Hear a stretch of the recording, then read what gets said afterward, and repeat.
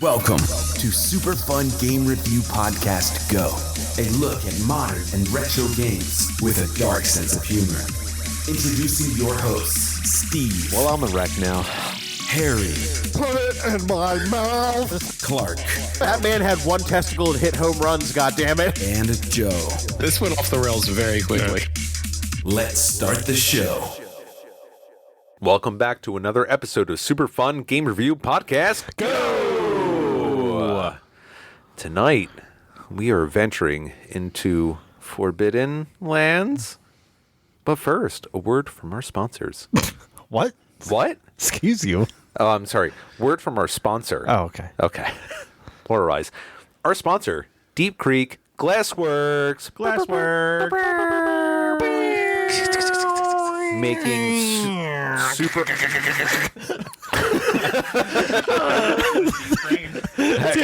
Yeah, Harry is still like full in morning zoo crew mode right now, and I love it. Glassworks. So since 2013, Deep Creek Glassworks has been making awesome looking, durable artwork made of glass. I mean, how great is that? Do you want ornaments to put around your house, like a sun catcher or something for Christmas, Halloween? You got it. Glass straws. Do you want some glass straws so you know you're getting liquid instead of a piece of pasta that dried up when you ran it through the dishwasher? Glass straws. Totally a thing. That came. Yep. That speaks to me on a deep level. Yeah. I feel personally offended for all the straws in my drawer that I'll never use again. Do you want some awesome glassware to drink said liquid out of said straw? What's liquid? That's a cousin of liquid. It's actually the It's another state song of by matter. Big Wig. Yeah, The five state of matter. The straw and the green jacket. yeah. It was one of the early political parties of the U.S. It was the Federalists and the Lickwigs. That sounds about right. Well, if you're looking for that, then sure, Deep Creek Glassworks has you covered for the glass part of it. Not sure about The politics. yeah, none of that involved. So you need to make sure to check out their website, Deep Creek Glassworks. Works spelled WORX, and their Etsy, Instagram. I mean, if you type it in, I'm sure it's going to pop up. So go do that, and then make sure to use our code SUPERFUN because you're going to get what? 10% off. 10% off free your shipping. first purchase with free shipping in crush resistant boxes. Boxes. Boxes. So go. Why are they scuttling? We turned it. Everything scuttles. Because they're functional, just like the glass. So go check out Deep Creek Glassworks, WORX.com today. Today. Junior. So tonight, gentlemen, we are moving west into the Forbidden West. And tonight at the table across across from me, I have Joe. The old ones believed you could hear the great water, even in the middle of the desert, if you carried the carcass of a water animal with you. They called them seashells. And across from me, next to him, Clark. If I live, it will be in victory. If I die, it will be in battle. To my right, Harry. Keep flapping your mouth. It makes a nice target. And I am your host, Steve. When it looks impossible, fight deeper, and then fight like you can win. Tonight, we are reviewing Horizon Forbidden West. Let's get into some initial impressions. Harry, tell me about it. Well, so when we played Horizon Zero Dawn, something fucked up my life, work related, where I could not sit I could not sit in on that episode. So I ended up not playing the last few hours of the game because of that. Mm-hmm. So before diving into this, I 100% wanted to make sure I beat the last game. So I spent the first week playing catch up on the last game, beating that, and then moving immediately into this. Dedication, which I think even Clark said, like we saw you online and you're like, We were like, are you we're playing the right second one? He's right? like, yeah. That's when I messaged you. I saw you were playing the old one. I was like, Harry? And Harry's there. It's like, I have some unfinished business to take care of. Yeah. So going into that. Yeah, I honestly I didn't know anything else other than that. Oh, yeah. So I didn't It's like, see oh, any there's two. trailers. I didn't know any development going into this. I was like, oh, yep, it's on the market. Dig it. Mr. Clark? I wasn't a big fan of the first game specifically, so I wasn't like super thrilled to play this one in general. But there's a theme with me that I guess the sequels are better than the originals. All right. Spoiler alert. It's not much of a spoiler. I hated the first one. I know. Going off of that, Joe. So I never played the first one, and I chalk a lot of that up now that I've played the second one to their marketing. I think they did not do a great job marketing the first game, and like there was a lot of it, but I don't think they did it right. So I was totally disinterested and didn't want to play the first one at all. Obviously came up this time around, kind of felt the same way. I was like, I didn't really want to play the first one, but here we go. And I was not sure how I wanted to feel like not knowing the story like at all going into the second game either. Okay. So I was kind of torn going into it. All right. And as for myself, obviously I gave the first one some really good reviews, and as soon as they announced a sequel, I was fully on board. When it came out, it was toted on PS5 only. So that was something that I was kind of worried about as, the craze for the PS5 went on. There really wasn't a lot of launch titles for it that maybe want to spend the extra for, the bundles and shit that came out. But when I heard this came out for the PS4, then I'm like, okay, cool. Because I already know, at least one of us has a PS5 at the time, so they can get the experience of the better graphics, and the rest of us would still be able to play it. And then Joe ended up getting a PS5 too, and then you kind of got to see. I got to play it on both, yeah. Yeah, he played on both. So once that happened, I'm like, all right, awesome. So this was already going to be just on my playlist either way. So when I brought it up and you guys seemed on board with it, then that just made me more excited because then we can at least sit down and talk about it afterwards. Cool. Well, let's rope shot our way into some game development. Game development. All right, so what I have here, we got our first look at Forbidden West in 2020 at the PS5 reveal event, which showcased a 14-minute gameplay demo. So just to kind of give you a little bit of a peek into it, though with they originally were looking at a late 2021 release, but due to setbacks related to COVID, which basically was everything in the world at that point, February 2022 became the new date. So it released this past February. It was still developed by Guerrilla Games and published by Sony. Guerrilla really tried to utilize the PS5's upgraded solid-state drive along with their engine to enhance lighting, special water rendering, improve visual effects, and reduce loading times, which I would like to hear what the PS5 had to offer when it came to that, because I have a couple things to say about the PS4 version on it. Of course, we had returning voice actors and actresses Ashley Birch, Lance Reddick, and John Hopkins to reprise their roles as Aloy, Sylens, and Erend. But we also got a bonus treat of Angela Bassett as Regalia and Carrie-Anne Moss as Tilda, which... That threw me off. Yeah, when I actually saw him, because I'm hearing her voice, and I'm like, that sounds like I had to know look her up you. immediately. I was like, I know her from somewhere. Where the fuck is it? Yeah. I know that name. Where is she from? Trinity from The Matrix. Yep. Yeah. Yeah. Which character was she? Tilda. Tilda. The older wise. She was Tanakh, right? Yeah. No. Tilda? No. Tilda? No, she was one of the space people that knew Elizabeth. Oh, shit. Okay. I was thinking of the other one. Okay. What the fuck did they call them? Far Zenith? Yeah. Yeah, the Zeniths. Yeah. That's what they called them, the Zeniths. Was she the main one? She's the female. She's the one you fight at the end. She was the okay. one that helped you and then Got it. fucked it up. So that's why she was dodging so well. I thought it was pretty funny too. There you go. Matrix nonsense happening at the end of this game. Shut. Oh, you shouldn't be able to do that. Chosen one. Other than that, Yeah, that's, now. God. No, we're not doing this. I don't want to talk about the new Matrix movie. still haven't watched it.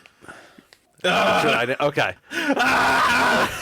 Is that all for game development? That's all I have. I mean, that was like literally all the information I could really find. It's a brand new game. There's usually not a whole lot out there. And usually more stuff comes out over time. Yeah. That's why usually some of these games that are like, 10, 15 years old that we played, like we can get a little bit more out of it. But yeah, There's been entire documentaries about games that we've reviewed that have been...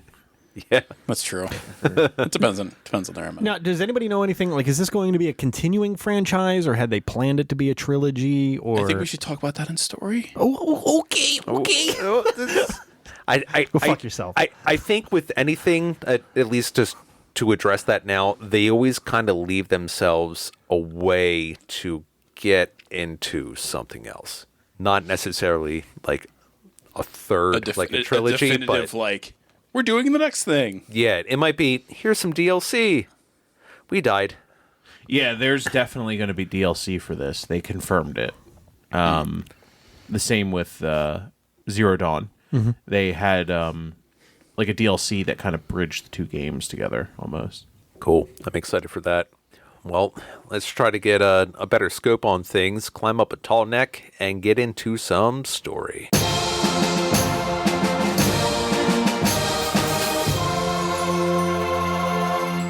Story. I like it. I was like, he was leading into that. I was like, there weren't any scopes in this game. Scopes. What are you? What? 6 months after defeating Hades, Aloy's journey continues as she is on a mission to find the source of an infecting plague that is decimating the land. She's going west. She and Varro seek... She is going west.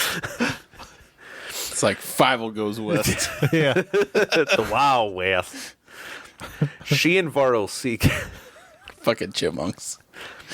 She and Varl seek out an old facility that is said to store a backup of Gaia, the program that is designed to give rebirth to the world they know.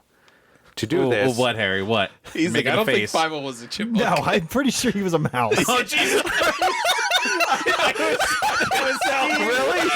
You're gonna ruin my freaking flow for that? It has to be stated that Fievel was a mouse, not a chipmunk. How do you just let that sit? It was just simmering there. I thought it and then quickly dismissed it because Steve was talking, but you're fucking right. What the fuck is wrong with you, Joe? I knew it as soon as I said it, and I was like, fuck it. He's a chipmunk.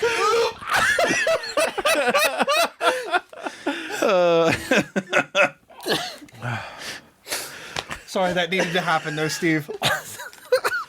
Fine, cut it in. Everybody needs to know, Harry. Everyone needs to know. Aloy headed west. So Aloy and Varl. She and Varl seek out an old facility that is said to store a backup of Gaia, the program that is designed to give rebirth to the world as they know, especially Fievel. To do this, The mouse. To do this, they must venture into the forbidden lands of the West that are inhabited by isolated tribes called the Tenakth. The Tenakth are in the midst of a civil war themselves, and Aloy finds herself in the middle of it. Through all this, she finds Hades, Weekend, and gets whatever info she can from it, and then permanently deletes them. She retrieves the copy of Gaia after confronting Far Zenith members and seeing that they have their own version of Elizabeth Sobek, Beta. Gaia informs... God damn it. Oh, damn. I know. You Have another are on the drink. struggle bus right now. Yeah, no, you threw... All right. No, Steve, we're just giggle a little bit and then Just It's still fucking sitting Just keep back digging. there. I just see the goddamn mouse. Fievel's a goddamn mouse. Who knew Fievel was going to be the one that derails us? West, it's fucking Fievel. He's the determining factor in if we're gonna get through the fucking podcast or not. It's not Varl, it's Fievel. A lot of similarities. Dirty rats. We'll get so hard. I got warm fucking laughing right now. Jesus Christ. Gaia informs Aloy that she is too weak and must absorb the other programs named Minerva, Aether, Demeter, and Poseidon to stand a chance against Hephaestus, the one behind the decay. Her search will take her through the ruins of Las Vegas and out to San Francisco, where she encounters a new tribe from across the Pacific called the Quen. When she meets the Quen's leader, CEO, or CEO, it's a very familiar face, Ted Faro. What a bitch. While searching for Demeter with him, a gruesome discovery is made. Faro had kept himself alive through genetic mutation for 1,000 years, only to be disposed of by CEO's soldiers. After dealing with him and the soldiers, Aloy makes her way to the Far Zenith facility with the help of her friends and Silent. There she learns of the true past of the Zenith and why they're here. They're on the run from Nemesis, a sentient program hell-bent to destroy human life. After a battle with the Zenith ensues, leaving Aloy and her companions the victors, they spread the word of almost certain doom. There we go. Synopsis. All right. Something like that. That was not my type 2. Cheers to Fievel. Cheers to Five. Fivefold. Cheers to Five. He's Pour one going out for our dead homie. He's going west. I'm gonna need a new beer soon. FYI. Same. I only brought 2. Jesus Christ. So yeah, I skipped over a shit ton in there because There's a lot that happens. there's a lot. It's harder to remember the early stuff the more I think about it. This Same. game, I don't It's even pretty know. slow, honestly. Like, It's really slow in the early. Yeah. basically, the whole first, I want to say 5-6 hours of the game is you getting to the embassy. Yeah. Yeah. Yeah, and that's just like really slow. You're like, I have Assuming to go you're here. skipping stuff because there's a lot of side shit to do before you even way, get that yeah, far too. yeah, but like main story. Yeah, yeah, like, yeah. Being like conservative, like, Yeah. kind of like maybe checking out a couple things here and there. Right. It's still like right. 5, It's a 6 decent way in. Yeah, Right. And then once you get there, it's barely begun. And then you're like, Right. holy shit, I got Yeah. a lot in front of me. That's not a lot of map that opens up No. by the time you're through the gates there. Yeah. Yeah, no, and I did slow play it in the sense I was trying to do everything. Like, if you divide the map up into 2 equal halves, left and right, I did almost everything on the right half of the map. And then So it was delaying progressing. Did you check that after you beat the game? What do you Check mean? what? Did you check? I didn't go back into the game after Oh, I gotcha, beat gotcha. it. But no, I was like systematically clearing out anything that popped up on the map in this area, and then cool, that area is done. Move to the next section, clear out every. I think more stuff opens up Does after it? you beat the game. Yeah. Okay. Well, I was putting a lot of extra time, not just doing the main story missions. Is what I was essentially getting to. Yeah, because there are quite a few like side story missions that go along with it too. I mean, there's Yeah, there's some. There's really a good ones. ridiculous amount of stuff that you can do. Yeah. This game, to beat it, is towards the end of what we kind of accept for the podcast in terms of like it's like a 40-hour game. Yeah. To get through the main story, but like the completionist runs that I've seen, like the times on, are You got to like, be like 200 hours. like 130. Okay. yeah. Still, that's a fucking it's chunk. a giant chunk. It's Yeah. a giant, And it chunk. kind of depends on how you do it too, because like Yeah. once you beat it, you can go back and do all the other side stuff still. It's a lot easier. Yeah. Yeah, But it- like if you did it along the way, holy shit. yeah. You'd be so over leveled, you'd blow through everything eventually. I was nearly max kinda. level. Were you? Okay. I don't know. We'll get into some of that with like the gameplay. gameplay, yeah. Definitely. But I feel like there's a lot of a mix between the two. But at least like the story, it did feel kind of drawn out for. I would even say like the first like 10, 15 up until you actually like get Gaia and get set up in the base. Then it seems to kind of be more. Yeah. Oriented. Yeah. Because you have the headquarters and you're like, Yeah. okay, I have these 3 main tasks. I have There's to, way more like, yeah. direction. Yeah. Yeah. Yeah. Yeah, I would agree with that. Like that first half, once you get, or not half, but that first section right before the embassy, like even then, like the characters weren't interesting that you came across. Like there were some oddballs here and there, but like they weren't like engaging, and they were just like there. Yeah, exactly. And then right along with the pace of the story that we've already mentioned, after that, okay, the characters that you meet, slightly more interesting, right? Yeah. And then once you get the base, they become even more interesting, right? Yeah. So like the pace of the game is, in my opinion, directly fed off of that. No, good point. Would you classify this as like a slow burn? What do you mean?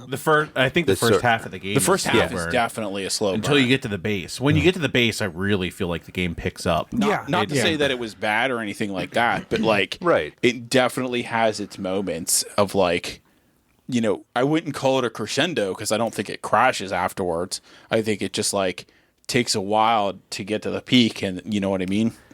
I almost feel like now that you're talking about it and kind of like when we're bringing it up, it is like a slow uphill climb, like for the first 10 or so. And afterwards, it can be like a really fast fucking descent where you can just slingshot your way through the rest of the game, basically. Yeah. Where you don't have to kind of branch out and do, side missions and whatnot. You can fly through it a little bit easier, like after the second half or whatever. Yeah. I would agree with you there. And it's kind of like a double-edged thing, though, right? So, like, you want to like do the side stuff, but at the same time, it's like, the story got, for me, really engaging. Like you said, once you get like, after the embassy, it was like, oh, okay, like this is kind of picking up. Yeah. And then after the you get the base, it was like, oh shit, like I need to see what happens next. Yeah. Yeah, once I got the base, I was so all in on the story. I was like, I'm just mainlining this. That's like right when you start like the Okay. 3, right? Yes, Yeah. when you start the 3, the That- beginning of that's- Act 2, that's or where the I- middle of Act 2 or whatever. Yeah. Yeah. That's where I feel like it takes a more interesting turn because a lot of it Yeah. is kind of filler Yeah. in Right. a way.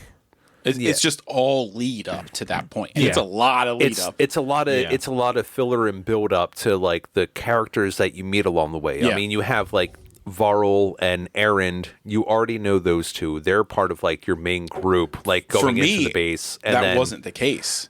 So it was kind He's of meeting terrible. new characters because he didn't. Oh, I yeah. didn't play Oh, the that's- first one, and that's they very didn't- true. They Yeah. don't introduce Varl or Aaron at so all. he just comes in like, "Hey, You're just blindsided by these two characters that they remember- don't give you any backstory for, and are not interesting without any backstory. Did you Fair. watch Okay.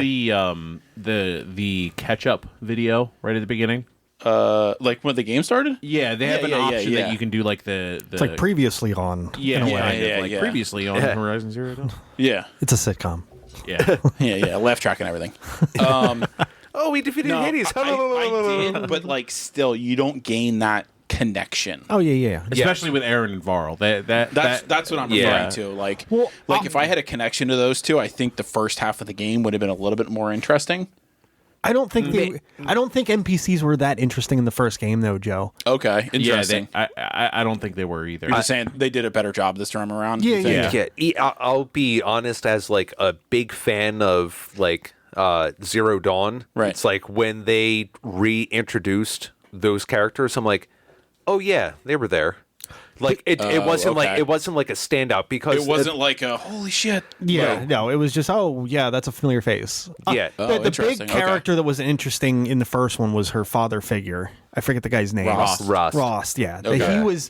he was a cool character. I think in the first one. Yeah. He really was, and I was very happy that That kind of throw back to him. at least like he showed up at some point because that when she's trying to calm Beta down. right. Because it's actually it's really interesting, and I guess this falls under story, but the differences between Aloy and Beta are fascinating. Yeah.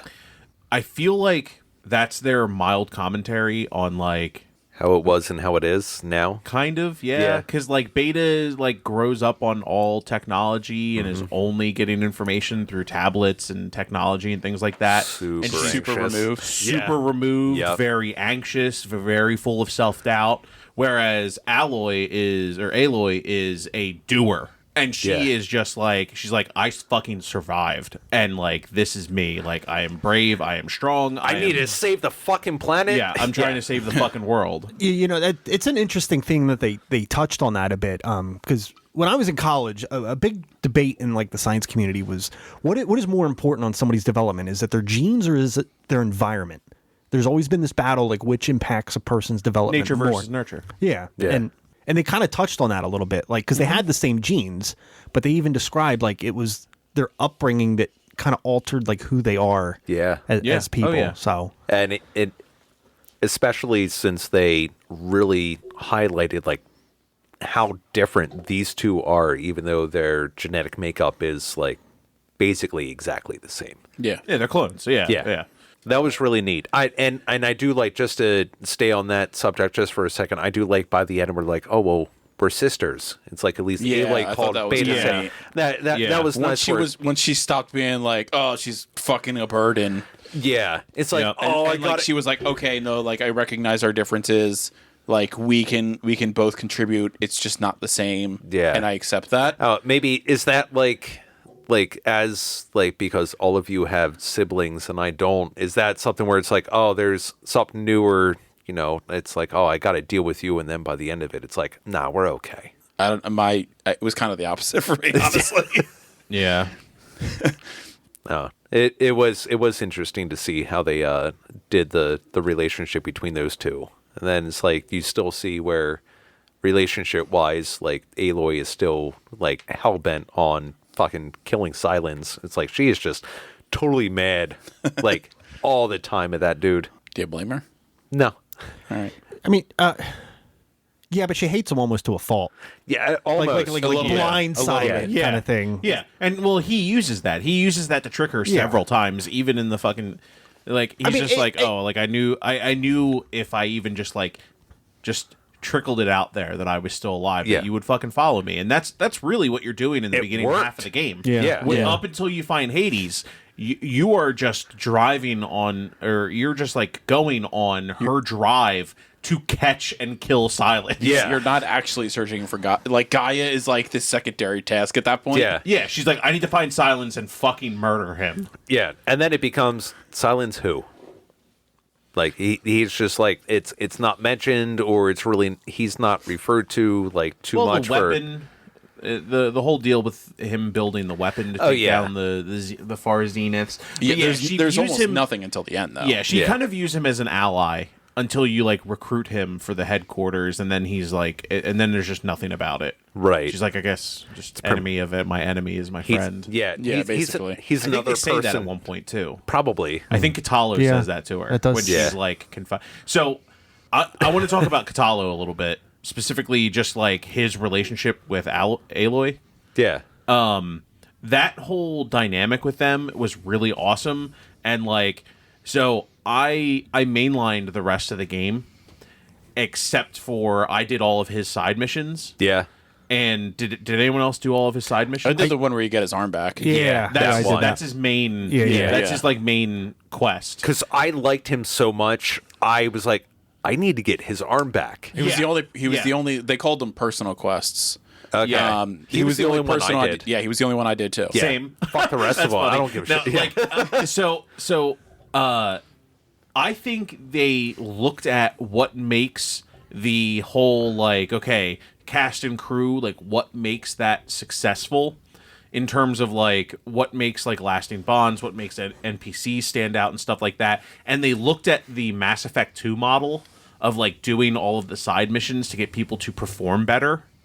And like that kind of thing, like because if you notice, whenever you see Katalo, like when you hear from Katalo and stuff, you can hear his like mechanical arm moving in the background when during the final fight and stuff. And we all got the arm, but like apparently there's more struggles when he doesn't have the arm. Apparently everyone does just better, but it has no actual impact on the story. Yeah. Whereas in Mass Effect 2, they all die if you fuck up. But like, Gotcha.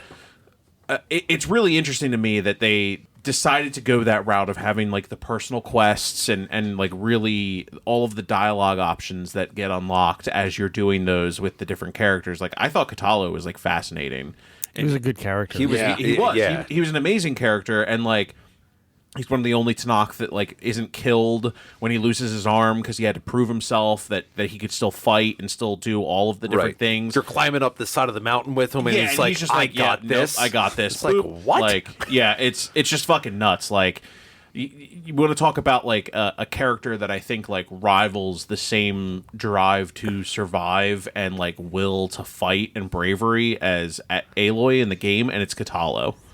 Yeah, he was by far my favorite side character. Yeah, he's tied for second. I have another person, but it's not even like part of your group. Just someone that I enjoyed very much. Fair enough. If that's the only side mission you guys do, I did another one that actually had pretty cool results. It wasn't the only side mission. It was the only personal Yeah. quest. Personal quest. Personal Sorry, one. Okay. another personal quest I did. You know that town that has all the rot Whose was it?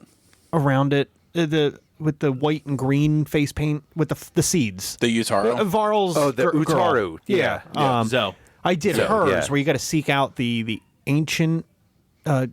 Yeah, there's a way to save the gods. ancients. Yeah, they call them Okay. gods. Land gods. Yeah, the Yeah, land the gods. land gods. You have to seek out 3 of them. I don't know if you guys did that. I did didn't. not. I plan on. So I've been. It's one of those games that like if I get caught up on podcast games, I'm going to go back and like do a bunch of the side. Like I really want to like dive into that again. Yeah. Because I was drastically under leveled when I beat the game. Because I Yeah, you just, were. like I had to Dark Souls the last boss, but we'll get into that in story. But like. But no, that whole rotting area around that town Yeah. disappears when you complete that that's quest cool. because they That's clean cool. that all up and you can actually go through there without taking damage. Plain That's a song. nice bonus. Plain Yeah, song, plain yes. song, Thank Okay. you. Yeah. That's cool. Yeah, That is no, that's one of the coolest towns, I think. Is that the only other personal quest you did? I think so. Did Varl have one? I think they all had one. Because that upsets me. I don't Well, know. maybe. I don't know if he got one before. Spoiler alert! If you already haven't had enough He gets spoilers, taken out like a bitch. Oh, yeah. Varro fucking dies. From the beginning when they started doing the base, I'm like, someone here is gonna die. Who is it gonna be? Yeah. it was like Mass Effect 2. I actually thought it was going to be Erend. I was a little surprised that it was Yeah. Varl, but when it happened, I'm like, 2 Noras, there can be only one. So For a split second, I thought Aloy was going to die. And that we were going to play as Beta, taking up the mantle of Aloy. That would have been awful. But no, I could see where you might have that idea of something like that coming. But yeah, I knew it's like, all right, it's too many of these people have been alive for too long. Too much of a good thing going on. Too many like new people coming in. Someone from the OG is going to have to they're going to have to go. But yeah, I really like the idea of like having like the little like plot for Varl and whatnot. Yeah, and the when they were Graves, talking they about planted the seeds and everything. yeah, which I thought just that concept of, because that was a big thing in the Utaru, I think Yeah. it was, yeah, like carrying seeds, and so when you die, like someone bring new brings your life. seeds back, so like you're bringing new life again. I thought that was pretty fucking. Yeah, I thought that was interesting. that was a really neat concept. I'm like, that's a little deep, kind of. Every time they mentioned it, I thought about that Ukrainian lady telling that Russian to put the seeds in his pocket. yeah. Every time they brought it up. I was like, this is fucking kismet. Great. I think the Tanakh chieftain Yes. was badass too. Oh yeah, Where he was just like, yes, I'm old, but like I will fight Regalia, and was- like I do not care. was his name like Herok or something? Yeah, I think it's Yeah. something like that. Okay, yeah. I won't Chief go. Heroku or something. Yeah. Goku, Chief Goku. Chief Goku.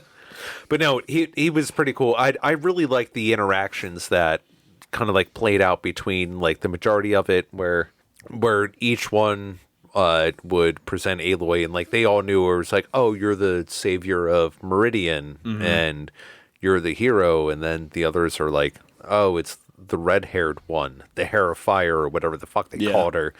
And then each one, she was like, Does the carpet match the drapes? yeah. Yikes! That's what every single one said. Sure they would. And it's like, no, I just need to get that thing that's like buried underneath your city. Can I get that? I have a task for you. Savior of Meridian's like, all right, fine. I don't give a fuck. You're like, God damn it, okay. Fetch quest. Yeah. It was basically like an angsty teen through the whole game, which, again, she's badass character, don't get me wrong, but it's just like, she's got an attitude. This damn Norris. So that's like one thing that it's not a gripe, it's just it's like this, I feel like Aloy has like some flawed logic. At the start of this, she's like, I'm just going to go to the heart of the problem and, and destroy it. And it's like, you know nothing about what you actually need to do. And then she's just pissed off every single time she has to do another thing. It's just like, it's like just okay, like a woman. It's relatable.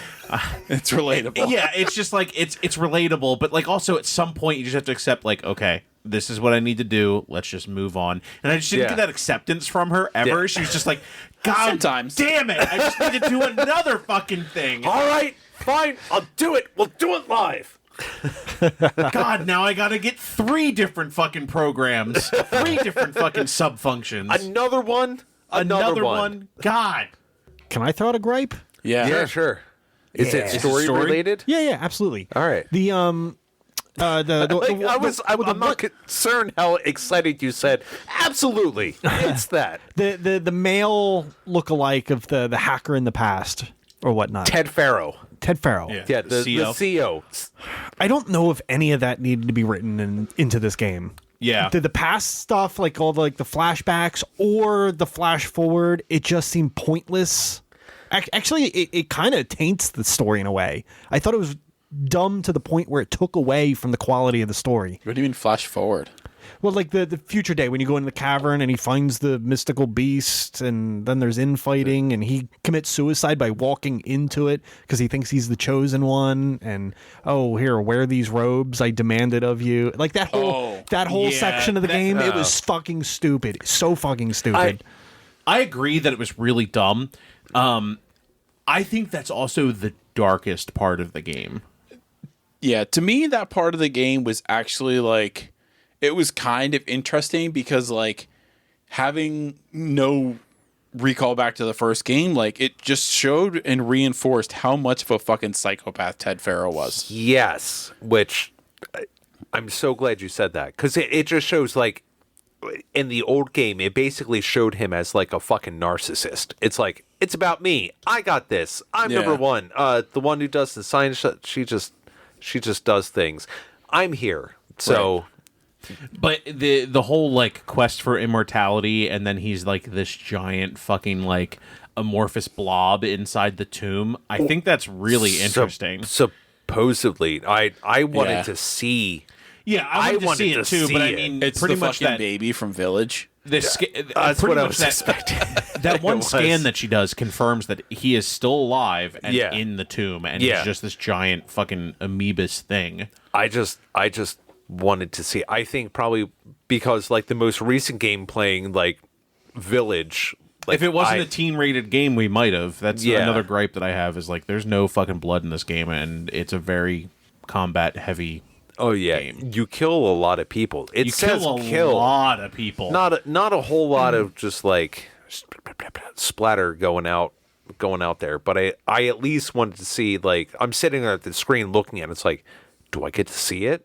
Even Varl didn't bleed. It didn't bleed at all. And he got stabbed through the fucking guts. I don't know if this game needed that though. Honestly, I don't think it needed the gore. I don't feel like I missed it. I don't think it needed it. I'm just saying that it like It could have been there a little bit. It could have been there. I think it could have been represented a little bit more because this is a game about war and killing things. Like what it comes down to is like it's like saving the universe, but also like there's tons of fighting and shit like that. I just like I don't know. I don't like when people tone down anything to get a better rating. In a game. No, that's Just fair. in general, like I just don't like that. Yeah. I mean, there was a touch of that. Like, well, not just touch. It was the entire thing. But at least I wanted to bring it back around to the whole, the Quen thing where it just showed, like, the CO as, like, a pompous ass. Yeah. I think that was good. At least where, like, for players like yourself, Joe, where it's like, I'm just getting into this. Who's this guy? It says he's the incarnation of Ted Farrow. that guy seems like a fucking asshole, which was pretty much like the theme of Ted Farrow through the I first had assumed one, he was Ted Farrow at first. Oh, okay. Yeah, Oh, I assumed he was similar to like because I what was like, Aloy he looks like Ted, Yeah. like from the other things, Because and you like get there's like this, the holograms yeah, and I was other like, shit. There's the Quen, and like they do the whole like we don't talk about certain things because they tell us that it's false premonitions and shit. Yeah, to And I kind was of be like- more like I the was like, this- culty tribe almost. Yeah. And I was like, this feels like it's just Ted. Like, you know, obviously Yeah. going into that. That's why I was like, okay. Yeah. Like the robe thing kind of made sense to me. I was like, okay, this just seems like Ted. Yeah. Like he's just getting back to old fucking ways. Thought I was just wondering, it's because like the Quen, they say they come across like the ocean, but apparently their fortification isn't too far out. So is that like, I assumed it was Alcatraz. I was thinking San Quentin, maybe. I could see that. I don't know. When I saw that, it's Yeah. like I was typing it in my notes, and when I put in Quen, it went Quentin. I'm like, oh, San Quentin, maybe. But it just Wait, isn't San Quentin in that area? in California, yeah, like L.A. Is Well, it's is more it like an Al- Alcatraz though? Like, is it like off in an island? No, but No, that, but it looks like California went into the ocean. yeah, Yeah, that, a little bit. Yeah. yeah, that much structure that was out on the island. Well, yeah, Still, because Vegas is really close to. Yeah. Well, the ocean at that point. I honestly, the way I look at the landscape on this, take the United States. This is the western half of the United States with a little bit of the east, and truncate it by like 1 to 25 scale. Yeah. Yeah, I mean, Honestly, so like you could get from Los Angeles to Las Vegas in like 5 minutes. yeah, if you Yeah, run, flying. yeah. yeah. Well, no, even if you run enough, then maybe like 5 to 10 minutes. Yeah. So it's pushed down a little bit. I just thought that was kind of a fun thing. Really, the only thing, if we're gonna keep going with some story, is where it leaves off, because there's apparently some giant fucking machine that the Far Zenith created that became sentient. Is like, oh, you kept me locked up for how many years? I'm gonna make shit to come kill you, and then Well, it's the amalgamation of what happens when a bunch of people try to digitize themselves. Yeah. They tried to live in the metaverse. Yeah, pretty much. They just like they digitized their entire persona, and then there was, I guess they said there was like data corruption or something, and they all blended.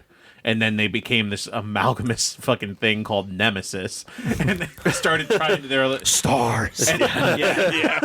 Basically, it was like, oh, the board created me. I must kill the entire board.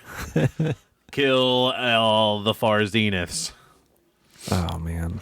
yeah. Zeniths. It just feels like the build up, like around the Far Zenith. It's like, oh, their future. Oh, hey, the future's here. Here's a thing to kind of shoot them down.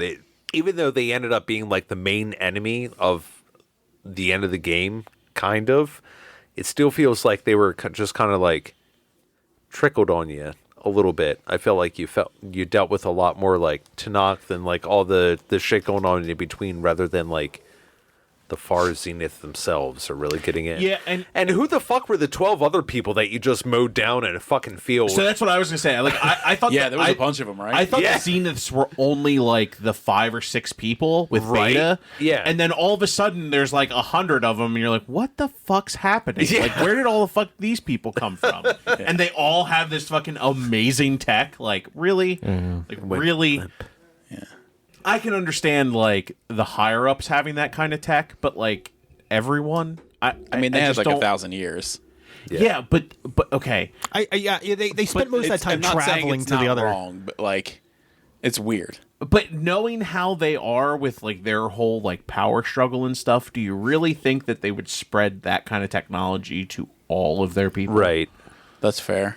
It's one of those weird like It's easier for it's people to just- rise up against me if I give them the same thing that I have. Exactly. Yeah, I get that. Which is why Aloy and Silence just started throwing fucking focuses at every goddamn person that had a fucking ear. Yeah. So I that was Where another did they thing. get all these focuses Yeah, from? seriously. That I don't know yet. It sounds like. Do you have something Well, to say? I want to throw an argument, just maybe to dissect a little bit here, building on Yeah, that. before we go in. So this all takes place 1,000 years after the downfall of man, right? Approximately, yeah. Yeah. Yeah, it's 6 months after the first game. Did they ever mention how long it took for 1,000 in them 6 months. to leave? So I think they're going to Proxima. It was like the nearest star. I think that they set up a colony. Right. Did they say like how much time elapsed that they had to travel to, and then also travel back? Well, they did the math on the traveling back, except it's kind of wrong because you find out that Nemesis sent the self-destruct thing. The signal. Right. Yeah. That like started kind of everything with Aloy and Gaia and all that shit. Yeah. Which was, what did they say, 26 years or something like that? Something. So it was shorter than that. That was a little maybe. bit from the first game, though, because you learned in the first game that this isn't the first cycle. The Earth has gone through multiple cycles of creating machines, having people, and then it wipes itself clean with Oh, Hades, interesting. and then Gaia reboots it again, and then it's gone on for hundreds and hundreds Generations. of years, Okay. until Well, that like, explains we a get little to bit more then. until we get to this point. So that's something. I'm at just least saying to that the kinda- Far Zenith seemed to have developed their technology way further than civilization that was still left on Earth. Well, yeah. Well, because their technology wasn't wiped out.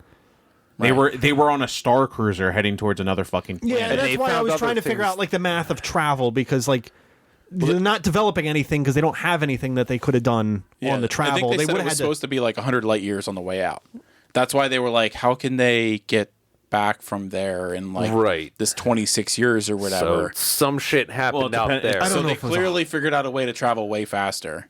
It was the first time we talked to Gaia and when they talk about it's that. one of those things where they did the smart thing and they didn't define any of that. So it's if you want to believe it, you can. If you want to poke holes in it, it's definitely fair game. Yeah. That's kind of what I picked up on it. Like they didn't really like specify like numbers, years, how like because it all matters how Yeah, fast was the 'cause ship yeah. traveling. That's the biggest thing. If they never divulge that, you're just like, okay, I guess I just have to trust that it makes sense that they're here. Yeah. You know, suspension of disbelief. The focuses. Yeah. Okay. The focus in the first game is what made Aloy special. It's like the Holy Grail. Yeah. Which It's- she had from like childhood, basically. Yeah, she found it. It found her, or however the fuck that Sure. shook Yeah, out yeah, in the yeah. first one.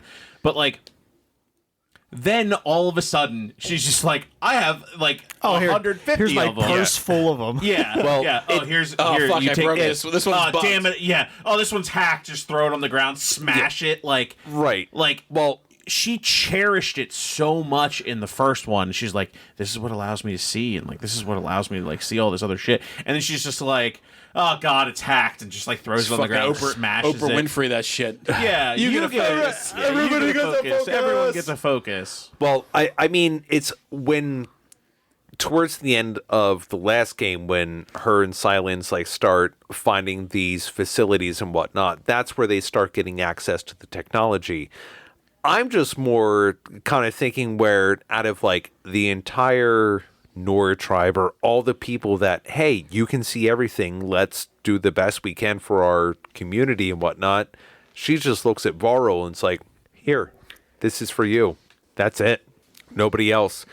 She's not giving it to like, you know, like Erend or like anybody else that she knows. So it's like, hey, let's get ahead and like we can actually like all learn from the shit we can all find.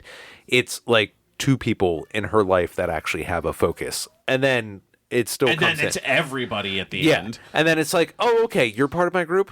You get one of these. Don't be scared. It's totally cool to see like bright lights, Tripping like balls. Yeah, exactly. It's like you ever take mushrooms? Hey, Silence, eat a dick. Also, here's a focus. Yeah. Let's keep in touch. Like, what the fuck? And then when Tilda fucking finds like, oh, I found your old focus. Really, you found that smashed up like tiny little fucking thing, like that specific one, and then was How like, did Tilda have it and Beta had it? Like, okay, so here's the thing. They make a great caveman killing dinosaurs game. They do not make a good sci-fi game. Well, it may be almost like if I forget, did Tilda or Beta have like those memories? They both did.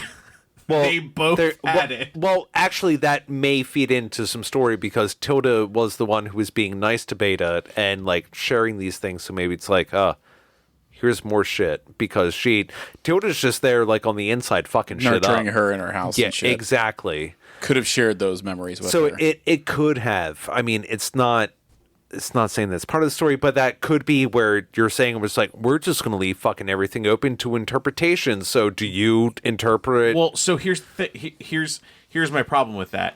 To get that focus, they would have had to have gotten to Far Zenith, you're telling me that they got to Earth. She found the focus, Tilda. Okay. Found the focus, ingested all of Aloy's life, and then passed it to Beta, while she had admitted that she hadn't talked to Tilda in years at that point. And then all of a sudden, Beta has all of the information about it. It's sure, why not? No, I know. I get it. Like I said, they're really good. Like, if they're going to focus on what seems to be a very sci-fi heavy next one, they need to focus on sci-fi. All right. Here. Oh, you said focus. So Focus, oh, that's yeah. related. Focus. Related. Oh, it's funny. I think the premise is going to be. I mean, I don't know how they're going to spill it yet, but Aloy goes to Europe. I think that's essentially what we're Hola, going. bonjour. It's like you just spoke two different languages. What are you? So I never got to express my opinion on the first game. That was like- the point. Around the world building. I think it's more forgiving in this game, but in the first one, I had an issue. Okay, I really liked the world building and how like there was this downfall of society and like the whole idea of fixing it up through this AI and everything. But Okay. I had an issue around like the tribalness of the game because I think they lean into it real hard, and they do again in this game. But I expected it more in this game going into it, so I gave it more of a pass. But they do really lean into it hard still, though. What I don't don't know- you What don't you like about that? It's Yeah. just It's mostly based on history.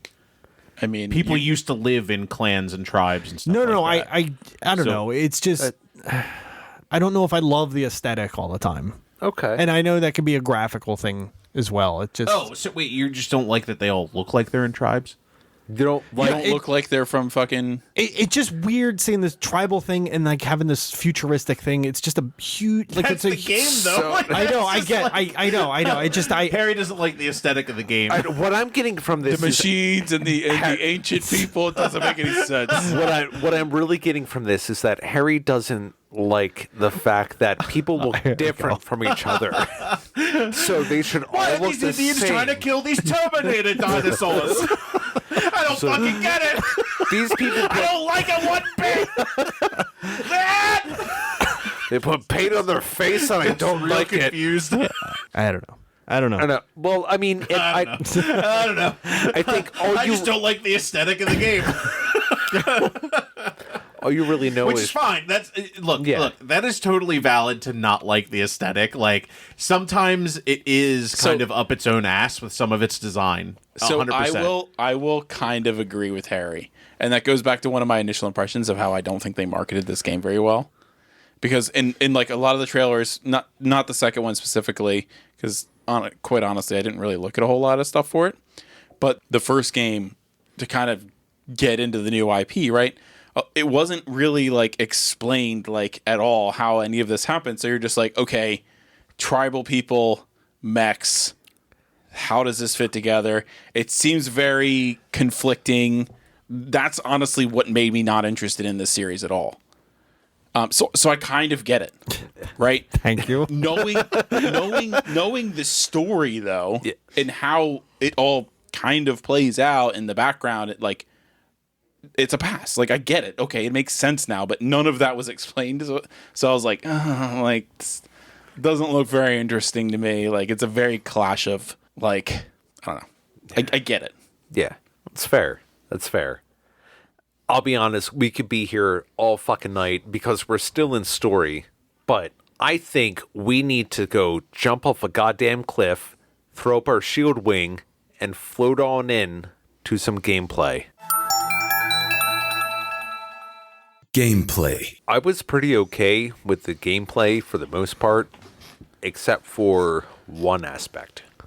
I have a few issues with the gameplay. Think about it, maybe a couple, but first one, the climbing. Yeah. Terrain traversal in general it's slightly improved from the first one. You don't get stuck like trying to jump over a rock anymore. Yeah. But like Jesus Christ, do you get locked in sometimes to certain fucking like hanging off of stuff? Oh, yeah. Which I would call climbing because Yeah. in the last game you could just jump over a lot I got of shit. stuck in a few positions where I just had to kill myself. Because like Me it's too, like, every there was day, there was Joe. a ledge, right, that was like, parallel to the cliff face, right? Right. But it had two lips that would go in. And my character would get stuck on the side that went in perpendicular to the ledge, and it wouldn't let me round back to the regular ledge, and I couldn't reach up either.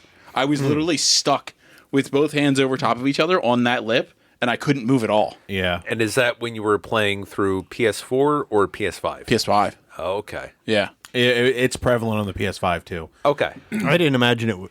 There was- I can't imagine it would be much different. So like there's There was not much at all, honestly. basically trying to jump over something that is character height. In the first one, you couldn't fucking do it. You had to go around it. You couldn't climb over it. There was no a- vaulting or anything. No, dude. There was a lot of issues with that kind of stuff in the first game. In this one, you at least try to like scramble crawl up some stuff, but I still found it really fucking frustrating sometimes. Like just you could there's several instances where two things that look exactly the same, one you could traverse and one you couldn't, and that really bothered me. It's just Grill is close to kind of getting that like done real well. Okay. But like there were some times where it's like, it's like a foot tall ledge that she just wouldn't automatically just walk Right, over. yeah. Like that kind of shit is fucking infuriating. It's a goddamn PS5 game. Like, how have you not fucking figured that out yet? That is just unacceptable in this day and age. It really is. That's fair. People roast fucking terrible games for that kind of shit. And I think a AAA game like this that, the entry point is $60 to $70 depending on what fucking system that you buy it on. Like, why? Well, fucking why? Why is that a fucking problem still? No, I get where it's frustrating. That's where I think that really is where like one of my biggest gripes lays with this game is, we played like Uncharted, where that's a pretty like seamless. It's incredible comparatively. I don't know that it is. Compared to this, Some of the climbing you is can get not stuck in much Uncharted. better.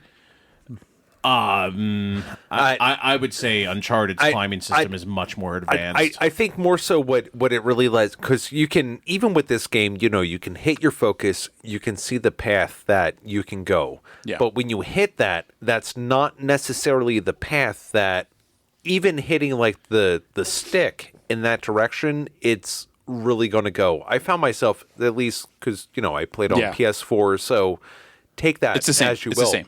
Okay. So if I wanted to move like left or right, or at least like, let's just say diagonal. Yeah, it's more of a go kind of that way. Yeah. Where I would want to like point to like upper left, like northwest, if I Right. wanted to go that way. And there's like a little pocket or something that says like, oh, Handhold or whatever. You can come grab me. I'll take you to where you want to go. And I go for it, and I'm not able to go that way, where I have to take like one or two, I guess like steps Like or lateral jumps movements? over. Yes. And then I was able to grab on it to go on the way up. Yeah. Where it just didn't seem like it's okay. I don't feel like those other couple like lateral movements were necessary to get me up there, because it's literally like, I'm here, it's right there. Right. And I have to go 1, 2. Because you've already had That- scenarios where you're able to jump further. Right. Yeah. And I mean, I try to do that when I can, I'll disengage the grapple of climbing, and I'll just keep hitting jump so I can kind of like catch a little lip on a rock, catch another one before like the actual grapple function kicks in, because it's saving me time getting up this giant ass fucking mountain to go get some random side quest. Yeah, I think the differentiating factor for that makes Uncharted better is that the climbing is more linear and it's not as free. Like, because in Horizon you can climb, like, it's like, okay, I'm trying to go up this cliff, right? Yeah. But you have this like 50-meter wide area that you can go up at any direction you want. Okay. So there's bound to be some areas where it's kind of kludgy and it doesn't quite match up and things like that. Uncharted was very much like, I need to go up this 2-meter wide path. And it's going to kind of traverse left and right a little bit. But for the most part, it's pretty linear. It's either left or right, so up and down. Yeah, so it was like a little bit more clear. You're going to have to move that way, things of that nature. Whereas Horizon, it was like, go wherever the fuck you want almost. A little more freeform. Yeah. Okay. But there were moments where like they were kind of kludgy in both games. Yeah. Right? Okay. And I think Horizon, you just came across it a little bit more frequently because you could go wherever you wanted and it wasn't, a defined path. Yeah. Well, even in the defined path stuff, like when you're trying to do like very specific things, like when you're like climbing the one tower to see the downed Sunwing. Did you guys do that side quest? No. There's a downed Sunwing all the way at the top of this spire. Okay. And like for like some of like the photo things, like you have to do. for like this the the one where the lenses? guy was up there like praying to it And he dies. and then he died. Yes. Okay. Oh, okay. Yeah. Yeah, so like that tower was fucking abysmal. And that was very linear. That's fair. The worst climbing experience I had in this fucking game was when you're going through one of the ruins and there's like a bunch of water on the ground and you're going through platforms and you're like having to do these real intricate timed jumps. It was the fucking worst. I would just keep like hitting something and falling or hitting and it's like I was like, okay, am I doing this wrong? I literally like watched someone else do it and I was doing it the exact same way. It just wasn't catching. Like that shit bugs me. Like it's just man. Sounds like you fucked up. Kidding. No, it's the fucking game. Like I don't blame you there on that. No, one. no. It was not the best. Aside from the climbing, a couple of the areas, because I think we've talked about that enough here. I think a couple other areas that I had a problem with was the one. I mean, it wasn't like a huge problem, but like the real caster thing or whatever it was called, right? How you had to like aim and then press triangle. Oh, okay. I was like, this is not intuitive. That I just have to aim my bow and then I switch my weapon.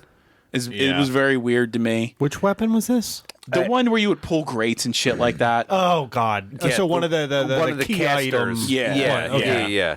Which I'll be honest, it's like that really fucked me up because when I first loaded this game, I may have been about like 2.5 sheets to the wind. So trying to figure that out was like, oh, I got a fucking grate. Let me click this. Wait, I need to click this and then click this and go into it again. It's like, obviously inebriated. Don't play games, friends. But it's, it's like makes it a little more complicated. Another one that I don't think it was a game problem, but I think it was partially a game problem, partially a me problem. I fucking held the D-pad buttons accidentally too many times and ended up like crafting mid-battle instead of just placing a mine.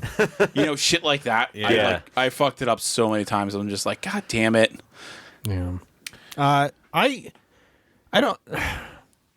I guess it's a gripe. I don't know if they needed the different colored tiers worth of weapons. I feel like if you started, like, I feel like if they didn't have it for the melee at least.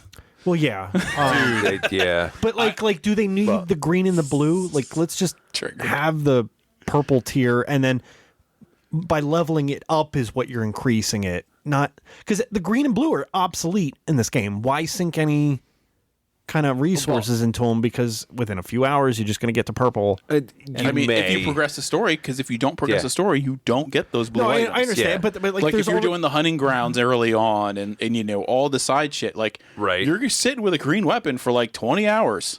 yeah. You know what I mean? It's I don't know. It's just it's irritating knowing that you're going to get to different tiers and not want to sink and lose your because like I feel like the blue, not the green tier, but the blue tier, you're sinking as much as you would with like a lot of the purple ones, like the really rare stuff Items and stuff, just to yeah. get a mid tier weapon leveled Right. up, and it's And you don't get all of it back. You get some of it back. Oh, when I you never sold fucking- them. Like Oh well, I always just kept the. that's how you get some of that back. Well, anyway, I didn't either. It just kept going, and Oh, I feel like I'm triggered on another thing just by saying that. The inventory Not selling management's thing. kind of wonky too. actually I like. I think the Selecting the inventory arrows. management was way better than the first game. Yeah, because but- you would run out of inventory space. Like if you kept picking up the sticks. It wouldn't send them Yeah. out, but like to your stash or whatever. No, you would automatically. you'd fill up space instead of collecting other items. So you'd have to like dump them or sell stuff. Yeah. and- that is much better. What I'm referring to though is like trying to sort and organize all It's of your impossible. like mats and stuff like that. That shit's fucking impossible. the like the materials. okay, got it. Crafting yeah, stuff. The, Yeah. the crafting stuff, that like trying to get a good handle on what you actually have and what you actually need is like you have to go to a fucking workbench and figure out what No. the fuck like. Well, yes, but did you guys do any like? Did you set the quests? Yeah, on the item? it doesn't fucking help because it tells you. So here's the problem with the work orders. all right, Okay, this is what I want to hear about fucking because triggered. I never set a fucking job. and I for mentioned myself. it before we started Yeah. recording a couple weeks ago Yeah. that I was doing this. You did. So the work orders, say you needed one item for the work order, right? Yep. Guess what? It wouldn't give you a quest marker for the item that you actually needed. It would give you quest markers for all of the items that make that weapon, regardless of if you had enough Yep. or not. Oh, So remember when I posted in Discord and I was like, "Hey, there's a quest marker at this vendor." yeah. And I oh, don't know yeah, why. yeah. It was because that quest or that vendor sold items for my my work order, but I already had enough items. But the marker was still there anyway. It doesn't smart remove the items if you have enough of them. It's real stupid. Yeah. I don't know. real- I don't remember real seeing dumb. that. Yep. Well, probably because you never set something. No, I set it for like almost every weapon on my wheel. Oh, really? At every you time. too? Oh, I'm the only one that did not. Okay. So Huh. Because it would ping when you finally have The everything. awful Would it- weapon wheel. well, I didn't think so. No, yeah, I don't think think the it's that weapon bad. wheel was I don't know. It could Is get. It was bad? only 4 on the last game though, Joe. Okay, that would be better. But no, Because when I had- disagree. I like most of having my all my weapons- different ammo types. Most of my weapon had 3 ammo types. That's great. yeah. Yeah, but it was real fucking finicky when I'm switching between battle and I don't get it exactly right. Oh, and I yeah, pick there is a little different bit of that. fucking Yeah. weapon. All right, because it does seem And I'm like, oh, I need poison, and I fucking pick frost instead because I'm trying to be quick about it. And I Yeah. have a what is it, split into 24 segments? If you have like 3 on each of them. well, So it's like real fucking maybe, granular. Maybe initiate a slide and then check your weapon wheel to give yourself What more do you mean? time. Initiate a slide.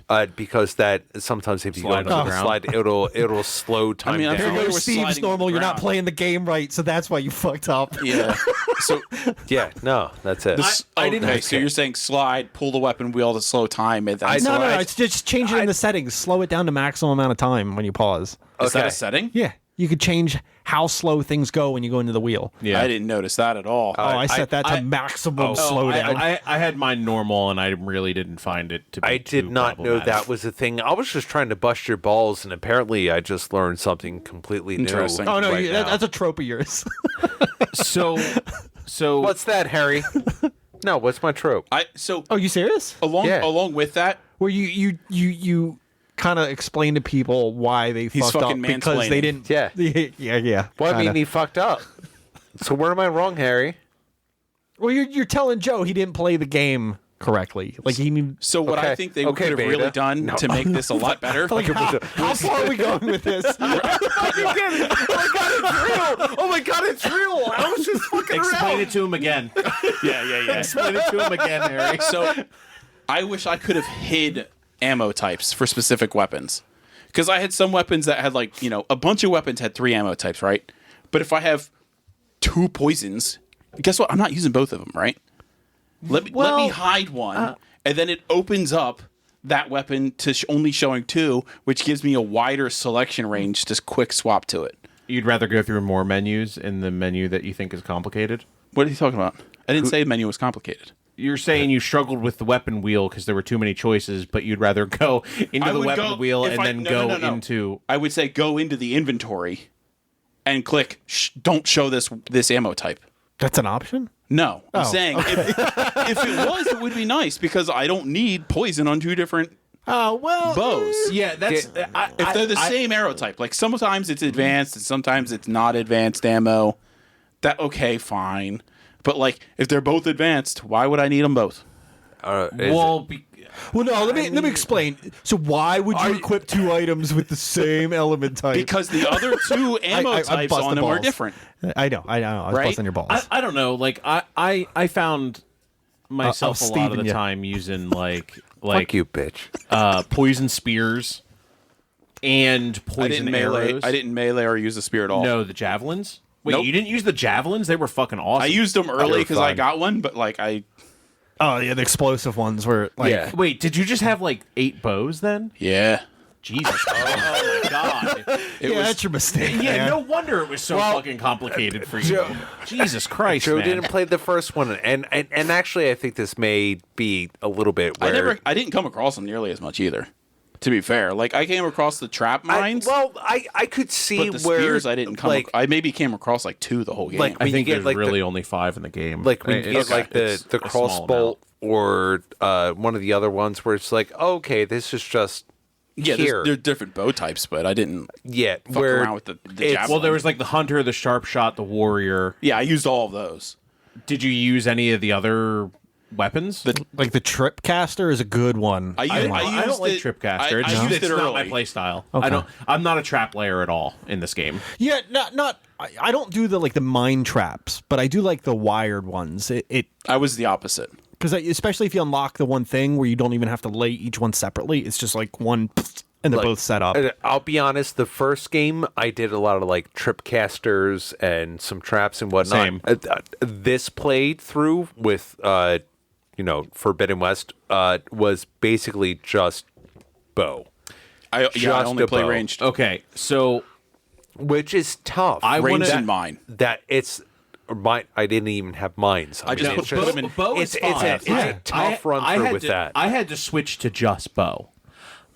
I tried to play this game with the spear, and The let me melee tell spear? you, yes, Yeah, Oh, that's a terrible idea. there's rough. a whole dude. The skill set for it is really awesome. I thought it was going to be great. I started dumping skill points into it. right. You found out that it did no more damage. There's uses for it. So here's the can, thing. Here's the but- thing. Yeah. You can't primary it. Basically, Yeah. if I could down something to get a critical strike on it, it was dead. It didn't matter if it was one of the electro claws or something like Right, that. sure. Like I was equipped Yeah. to the gills when it came to like any striking, and I did a lot of sneaking, so the melee is much better Yeah. for that. Yeah. That kind of stuff worked. But like in the middle of an actual fight, even one-on-one, the melee just becomes fucking useless. And that pisses Yeah. me off that it's an entire fucking skill tree that you can sink a bunch of stuff in. I still think that's why I was having a bunch of issues like late in the game. Like I was under leveled, but also I was dealing out tons of damage with everything else. It's just the fact that I had all of these skills in the fucking warrior shit. Okay. And it was even wearing like warrior gear, and it was not doing anything comprehensible in terms of damage. Yeah, I felt like early on, like when you first started the game, basically the spear and your kind of starting weapons, your first tripcaster, your first bow, they were very equal. Super viable. Super viable. The warrior thing in the beginning of the game was it's- super viable. Yeah, But I had later to on, switch. it's an Later on, intro. once you start getting your blue, your purple bows, or other weapons, like the spear just gets left behind. There's no upgrades. there's no for it. upgrade Sucks. for it, and the Yeah. skill tree doesn't compensate for it. No, it doesn't. It really doesn't. Like you're not getting all this extra bonus melee damage in that warrior tree. Which at least with Zero Dawn, you got It was. an upgraded Yes. spear, and it was Yes. a very viable option instead of being like auxiliary to another Now, attack. there- because there was some where like you could attack melee, like two of them, and then jump back and then shoot at Like whatever a the finishing target. move for the bow or whatever. Right, That's exactly. In this. That's in this. All Yeah, of that stuff's in this. which is where it's no, I'm saying like the melee became auxiliary. It's just a buffer. It's not a main. No, it can be. So I don't know if you guys did the fighting arenas. Yeah, that's where they teach you all the combos. Yeah. And no, I fucking hate combo games. Oh, I know. And I'm just saying, like, Okay. similar to like Mortal Kombat level type combos. Like, if you could, it felt way too hard. Like, I couldn't Yeah, do it. But like- if you did it, Yeah. that's where you dish your damage by doing these Okay. very well timed combos. basically the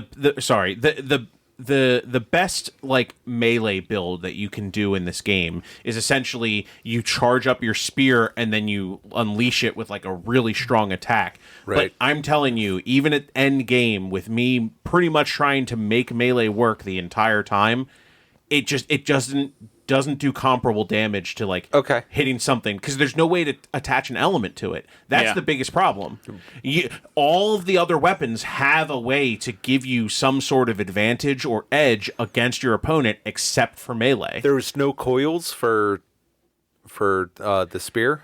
No. You can. It's think like so. it's like, oh, you can do an extra 15% flame damage, but there's no base flame damage. You're not doing the Okay. damage to get the bonus. Gotcha. Because the That's the coils, problem. Yeah. the coils require you to have the damage already. Like, Yeah, you have to have a frost arrow, and then put a frost coil on it, and then it does bonus damage. It specifically says if you do not have the element on there, it will do nothing. Gotcha. It won't even let you attach it. Yeah. Usually. Yeah. It's like grayed out. Like at the end of the game, I could take out like the Watchers in like a 3-hit combo because it's like it's light attack, heavy attack because it would charge up and I would smack them like down. the Sentinels, like the Yeah. futuristic, like no. The The Watchers were like the ground crawlers. the little crawler guys. okay, Yeah. gotcha. Otters. Yeah. Yeah, like the yeah. otter looking things. But like those are like the weakest enemy, Right. And sometimes And that's crazy if I because I was missed one-shotting them. if I missed one hit with the melee, it's fucked. They're alerting everybody, and I'm dead. Gotcha. Like it's just it was one of those things. It's just like they just drastically underpowered something that they have an entire skill tree for. Like that's fine. Okay, if you just want to make it combo based and just make it nothing, don't allow people to put all these fucking skill points Yeah, sure. into it and then have it mean nothing. Yeah. It really pissed me off because you know what you can't beat the game with just melee. It's impossible. I would love to see somebody beat the end boss with just melee. I barely beat the boss. Period. Yeah, Yo, it was a good fight though. it was. I had to get super Dark Soulsy with it. Yeah, but like there was a lot of times where I was fighting that boss and I took a lot of damage and didn't make it. And then when I finally beat it, I almost took no damage the entire time. yeah, that's pretty much how it was for me. The more I hear about this, I feel like that I'm more prepared for Dark Souls after this game. Just with that, it's like roll dodge, fire, roll Block. dodge. Well, roll there's not dodge, gonna be a lot of fire, roll dodge, Elden Ring's mostly going to be a dodge, A dodge, melee dodge, game. dodge, swipe, dodge, Well, I mean, it dodge. depends on your build, but sure. Yeah, well, I mean, we'll see. I do not do well with these games, but that's okay. That's we're going to experience that in the future. It's my biggest gripe of this game, and it was super disappointing. I see. Yeah. It really was fucking disappointing because I got my play style adapted to that. Like, Yeah. okay, I can sneak around, I can kill stuff, I can, and then all of a sudden it hit a plateau, and everything started getting harder, and I was still doing the same amount of damage, and I was like, And you're like, I can't get stronger. yeah, I was like, I can't do anything. Right. Now, look, full disclaimer, there could be a side quest that allows you to actually get better stuff for it. I didn't see it, though. Well, if you complete the melee trials, which are nearly impossible in my opinion, I think it's the hardest quest line in the game. I have like 4 of them done. But you get like bonuses to damage by completing those. Interesting. Okay.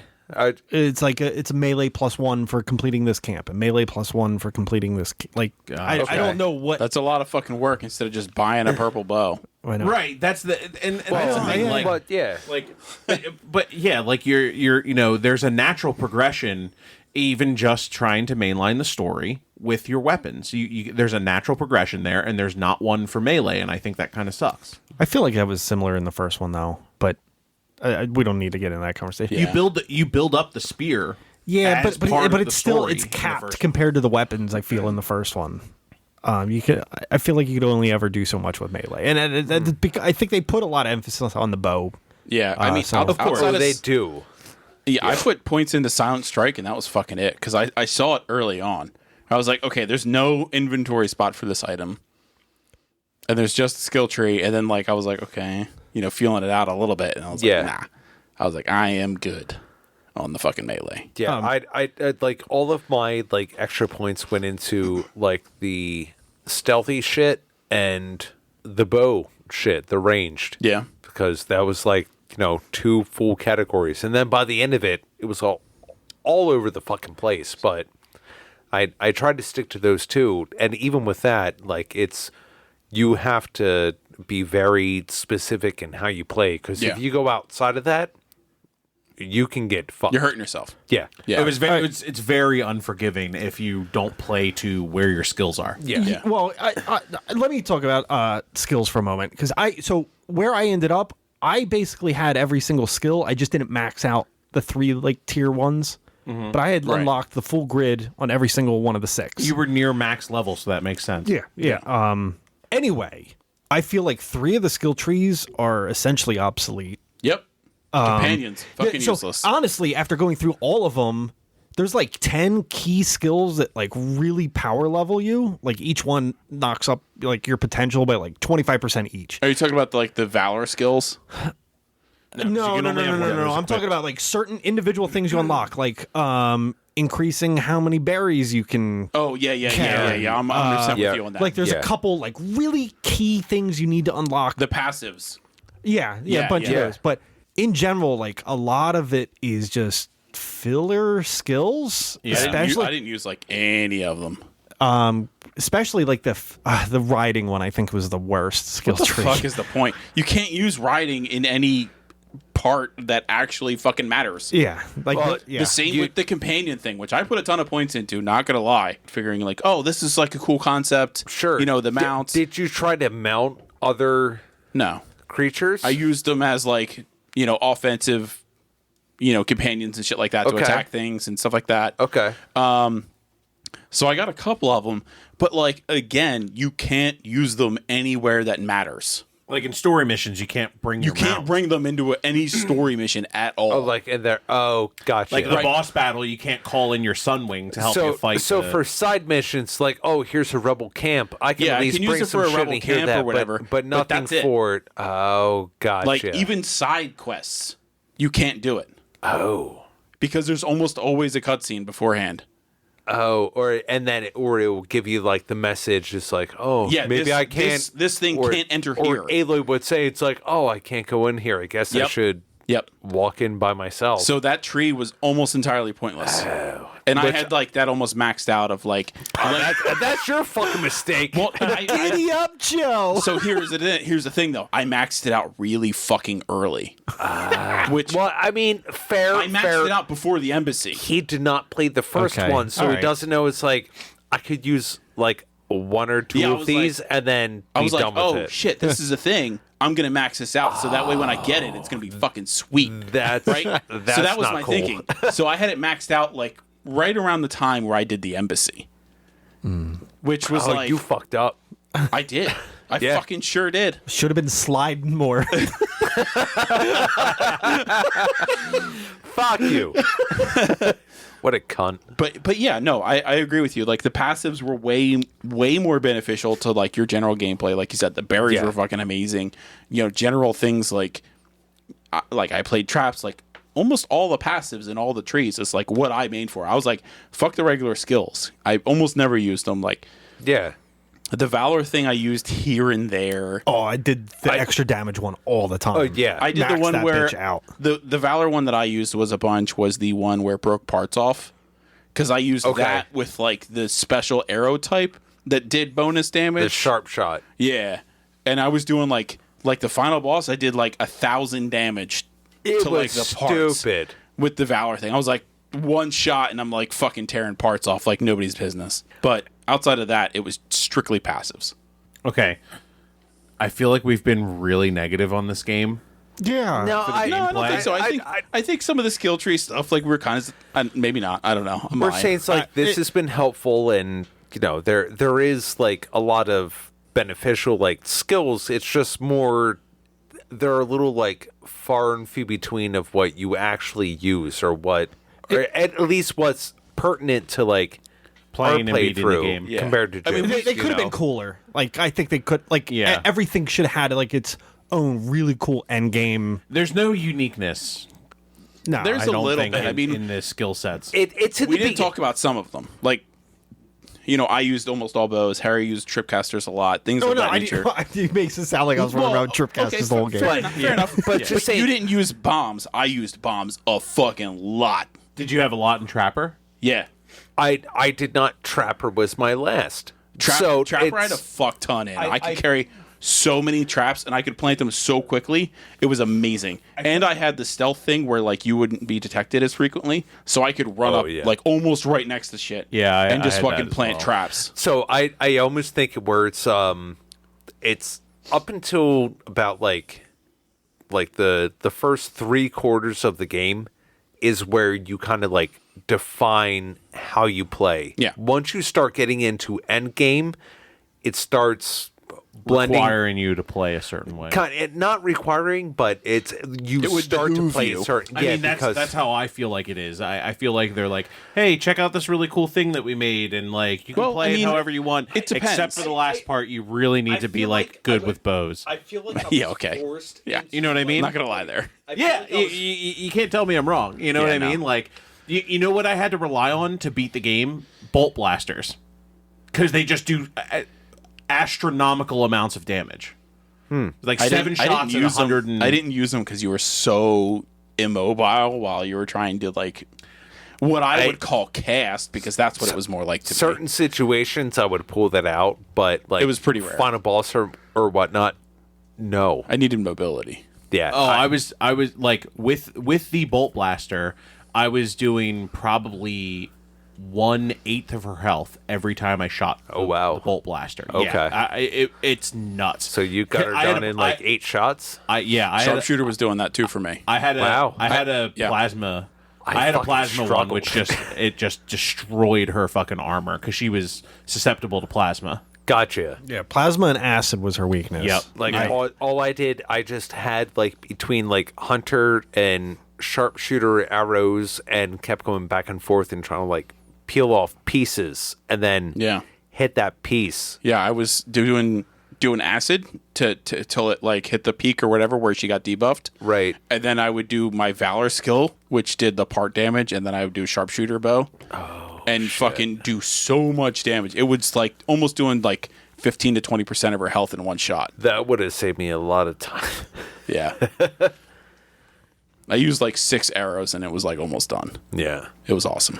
Where it does seem that there's a little bit of a disparity between going like a melee build or range build, like, and actually making it like functional throughout the entire game, which Yeah. is that's a shame And I because think that's to some extent how unfortunately, in my opinion, how we played the game in order to review the game within Maybe. 7 weeks of it coming out, essentially. yeah, Where if I had more time, I would have loved to max it out almost like Harry did, where it would have been able to diversify my play style a little bit more, things Right. of that nature. Okay. I wouldn't have been pigeonholed into what I did and been so devastated by how many points I put into the machine companion thing, whatever it was Right. called.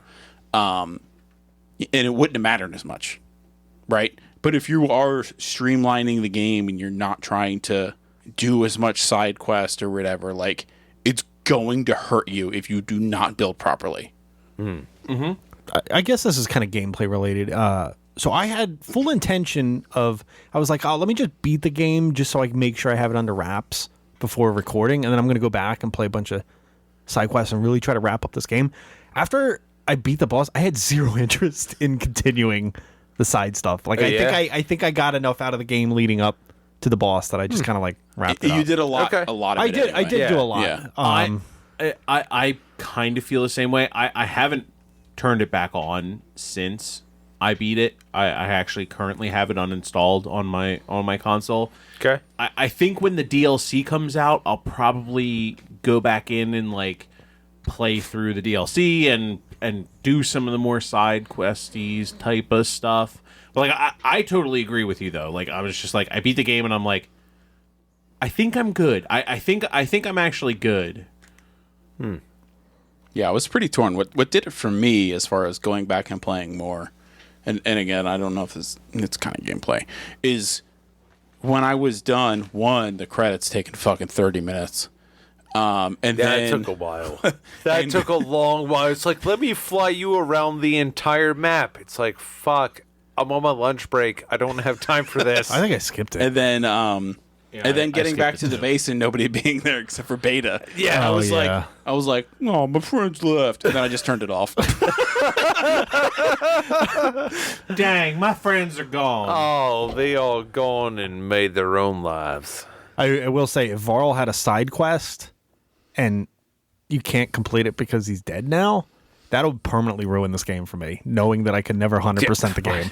I'm going to say that he probably did not have a side. Yeah, I'm I don't guessing he think they probably would do didn't. that. Yeah. Because a lot of the side quests didn't really show up until like right before that happened for me, as far as the story progression goes. Yeah, a lot of the other, like, in between was just like, hey, I'm talking to you. How you doing? It's weird getting used to this digital thing that's in my ear and shows me pictures. Oh, okay. I'm going to go. I'm going to go now. I'll be back. Okay, bye. Okay, bye. And Oops, then, poop myself. yeah. Shit myself. Whoops, blade through the sternum. Ah, piss myself. So to go back to your point, we have been kind of shitting on this thing for like 40 minutes now. Yeah, we've been talking a lot of shit about the gameplay. I did enjoy like the stealthiness of it, using the focus to track the enemies, to see the paths. Like I enjoyed all of that stuff. I thought that was really cool. I thought it, I don't think I've played a lot of games where like that type of thing was available to me. Enhancement almost to the game. Yeah. Yeah. And it was a very interesting take, obviously, as we talked about before, between like the ancient people and the machines and using the focus. Like it's all a very unique thing in this game. But I really did enjoy that part of the game too, because it helped pretty much every way you play, right? So like if you are stuck into a build, like regardless of what build you're doing, that's helping you. Whether it's, finding their paths or whatever to either plant bombs or sneak up on them to do a stealth strike or whatever you're gonna do. Like that was a huge part of the game, and I actually thought they did a really good job with it. And The that's one thing really awesome to hear you say, because that all those things were part of the first game. So to hear you actually getting like that experience out of it is actually pretty nice to know that once we brought like the sequel to it. It's like, oh, okay, it's like you got kind of like the basics of it rather than just like some weird stupid thing that was just thrown out there. So the one caveat to that, though, to me, I'm gonna gripe on it, I guess. Yeah. It's gonna happen. It's gonna happen. Bring it around town. I don't know. It's happening. 1 positive, 12 negatives. Just things that are jogging my memory that are things that I had a problem with. When you're scanning with the focus in combat, because sometimes you have to, because it's a new enemy. Yep. Like you have to cycle through, or it felt like I had to anyway, cycle through all the tabs on that enemy to get their weak spots, to get their what element they're weak to, and all that shit. But I didn't find out till late game that once you scanned it, you actually didn't have to do that. You did if you didn't pause the game. It wouldn't show it to you otherwise. It would just show blank. But if you went to the pause menu and then went to the bestiary, I'll call it. Bestiality. Yeah. I mean, bestiary is I a know. common term for these games. Sure. It's a term. Okay. It's a term. Fuck you, Steve. All right, fucking go slide somewhere else, bitch. Sliding around. Just slide on the bestiary screen, you could see all that stuff regardless of how much time after you scan with the focus. So I didn't realize that until late game. It kind of hurt me a lot because sometimes I was like scanning and I'm waiting for all the bullshit to show up to figure out what element it's weak against. And then like by that point it was too close to me because you move slower when you have your focus up, and that kind of hurt me a little bit. I was able to work around it in the end. So Yeah, get good, learn how to play the fucking game. None of that's explained though. whoa, Okay, God damn, I Jesus, wasn't going Joe. to say any of So that. used to that. Okay. Yeah. Calm Tell down. me I'm wrong. It's pretty common. So- here. A few months. Give it a few months. So what I was going to say, So mad. for a game that I didn't enjoy, like the actual jumping over rocks and having to jump up steps because my character would stop moving on them, I did actually like getting from point A to point B and exploring. I actually thought like Traversing the environment. not traversing. I would not say I enjoyed the traversing. a fine line. But I did like the actual like exploration and like I said, I beat the game really under-leveled, so it added this element of like, okay, if I need to get to point A to point B, I had to be really strategic about like moving around packs and like all of the higher end machines are actually legitimately dangerous threats to me, which I thought added actually an element to like, okay, there are things that I cannot engage and go toe to toe with. If I see it, it's gonna kill me. I'm done. So yeah, like for a really long time, I could not take on the lightning claws, like the level 30, 35 guys. The ones that like send out the fucking drones and like shoot the ground and shit like that. Okay. I couldn't take them out until I actually had to like fight one. God forbid you come I think that come has a lot across to do like with a your melee build, too, thunderjaw. though. That's what I'm talking about. Yeah. The thunderjaw. Yeah. Those big fucking monstrosities. Yeah. Like those were legitimately. I was just like, oh god, like that thing will fuck me up if I go near. And Nope. And I didn't spend a lot of time on my mount because I like to actually like really like spend time like gathering and stuff like that, and like Yeah. and so like, and I felt like the mount just. I feel like you got noticed more when you're on the mount, and I feel like I couldn't take my time in certain areas because, like, I we'll get into this in the graphics, but like, this is a really beautiful fucking game. Like, so anyway, like, it was really it added like an element of just like danger to the game that I actually really appreciated when I was getting from point A to point B, and it was that's like probably my best experiences with the game was just like, oh, I have to go up this mountain to like find the sun wings, or oh, I have to go up to like Cool. I'm Let me trying go to- here. All of a sudden, red question mark pops up. It's like, what the fuck just saw me? It's just like I'm a just little. I'm just like, oh shit, I have to A, identify Smoke what on. it is, Yeah. and B, figure out if I can fight it or if I need to run. Like, it was actually Yeah. cool, and it felt more authentic, I feel like, to how that experience would have been if to like live in that world. Like, Yeah. like you help so many of these people on like the sides of the road and stuff like that, where they're getting fucked up by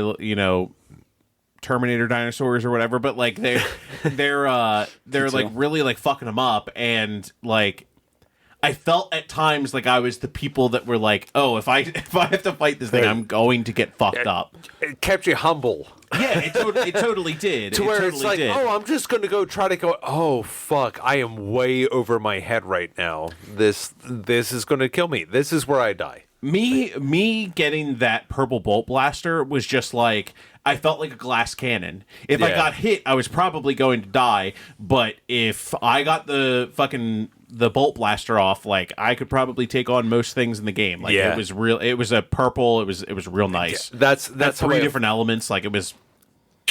that's how I felt when I got Regalia's bow. Like because like there's Regalia's bow is I didn't cool. use it at all. there's Oh, this, so we all killed her then, right? Yes. did everybody kill her? Regala, where you had the No, I did choice. do- yes, I killed her. Okay. Yeah. Fuck Yeah, you Regalia. kill her. You get her bow, Yeah, and yeah. then that. Fuck that's- her and her rebellion. Yeah, exactly. It's like you can't live after That was that. one of those scenarios that like I was like, oh, this bow is nice. But Yeah. I only needed one arrow type on it because the other two arrow types that were on it, I already had a different bow that were better than that. Yeah, so And I was stick like, with the one, and that's good enough. It's going to peel fucking everything off of it. I with did, every but it just shot. like made that whole selection thing stupid. Yeah, which I think I had like that may have been my only purple bow. Oof. I had like Damn, really, almost man? my whole wheel was purple. Yeah, my whole wheel was purple. Yeah, Really? Same. Yeah. Okay, I Actually, I may had have gold, had like too. I didn't have a gold. I know I tried for I didn't have any of the golds. No. I know Like they the- exist. I think I looked for like a purple bow. I know I had like purple armor, like the Nora. I stuck with Nora because that was like big sneaking and heavy bow, and I was just like strictly bow and javelins. But yeah, I did not know there was some other things out there. Yeah. Fucked up. Let me prop up the gameplay a little bit. Go since for it. I haven't had an opportunity to do that yet. We're still going. I will say, and I think Clark was relating to this early in the game, where everything was enticing.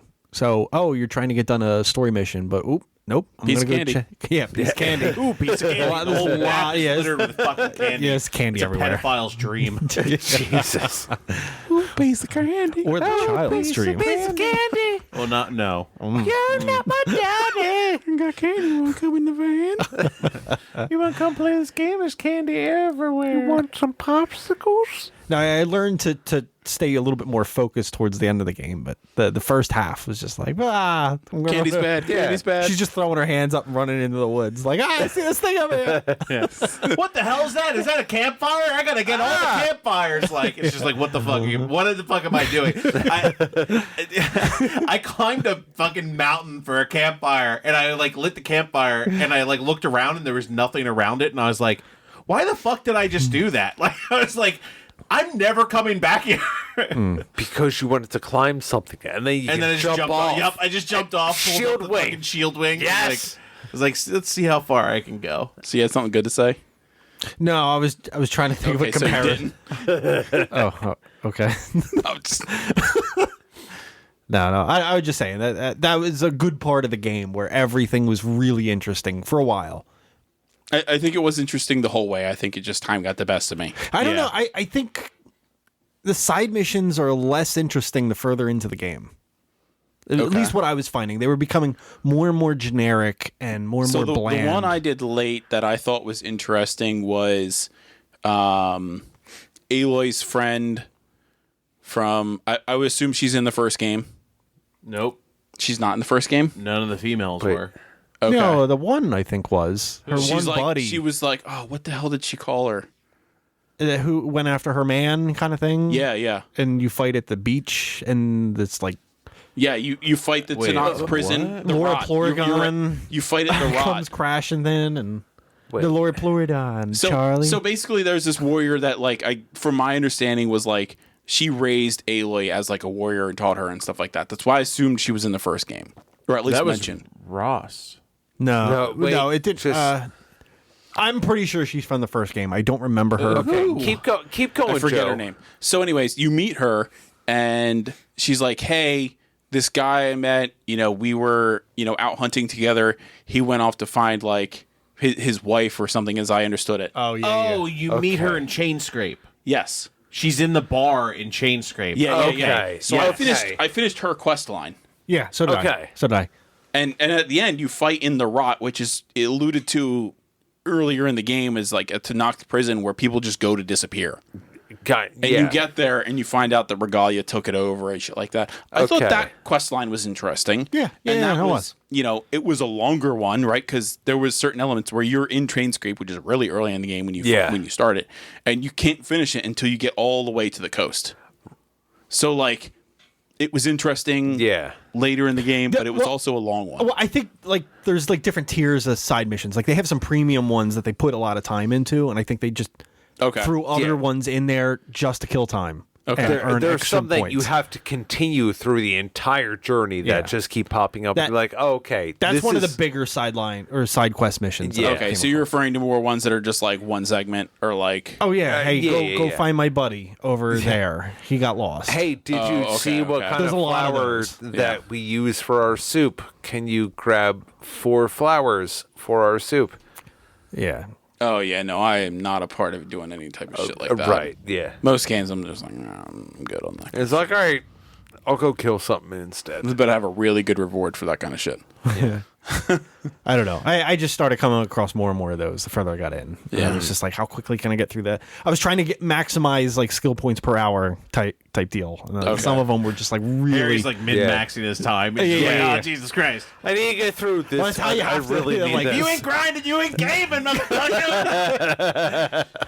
Yeah, I think I'm good on. I think we're good on the game. Yeah. We tore it Dude, apart. yo, think. I was not okay. expecting us to tear it apart. So let's go ahead and thunderfuck a Thunderjaw and get into some graphics.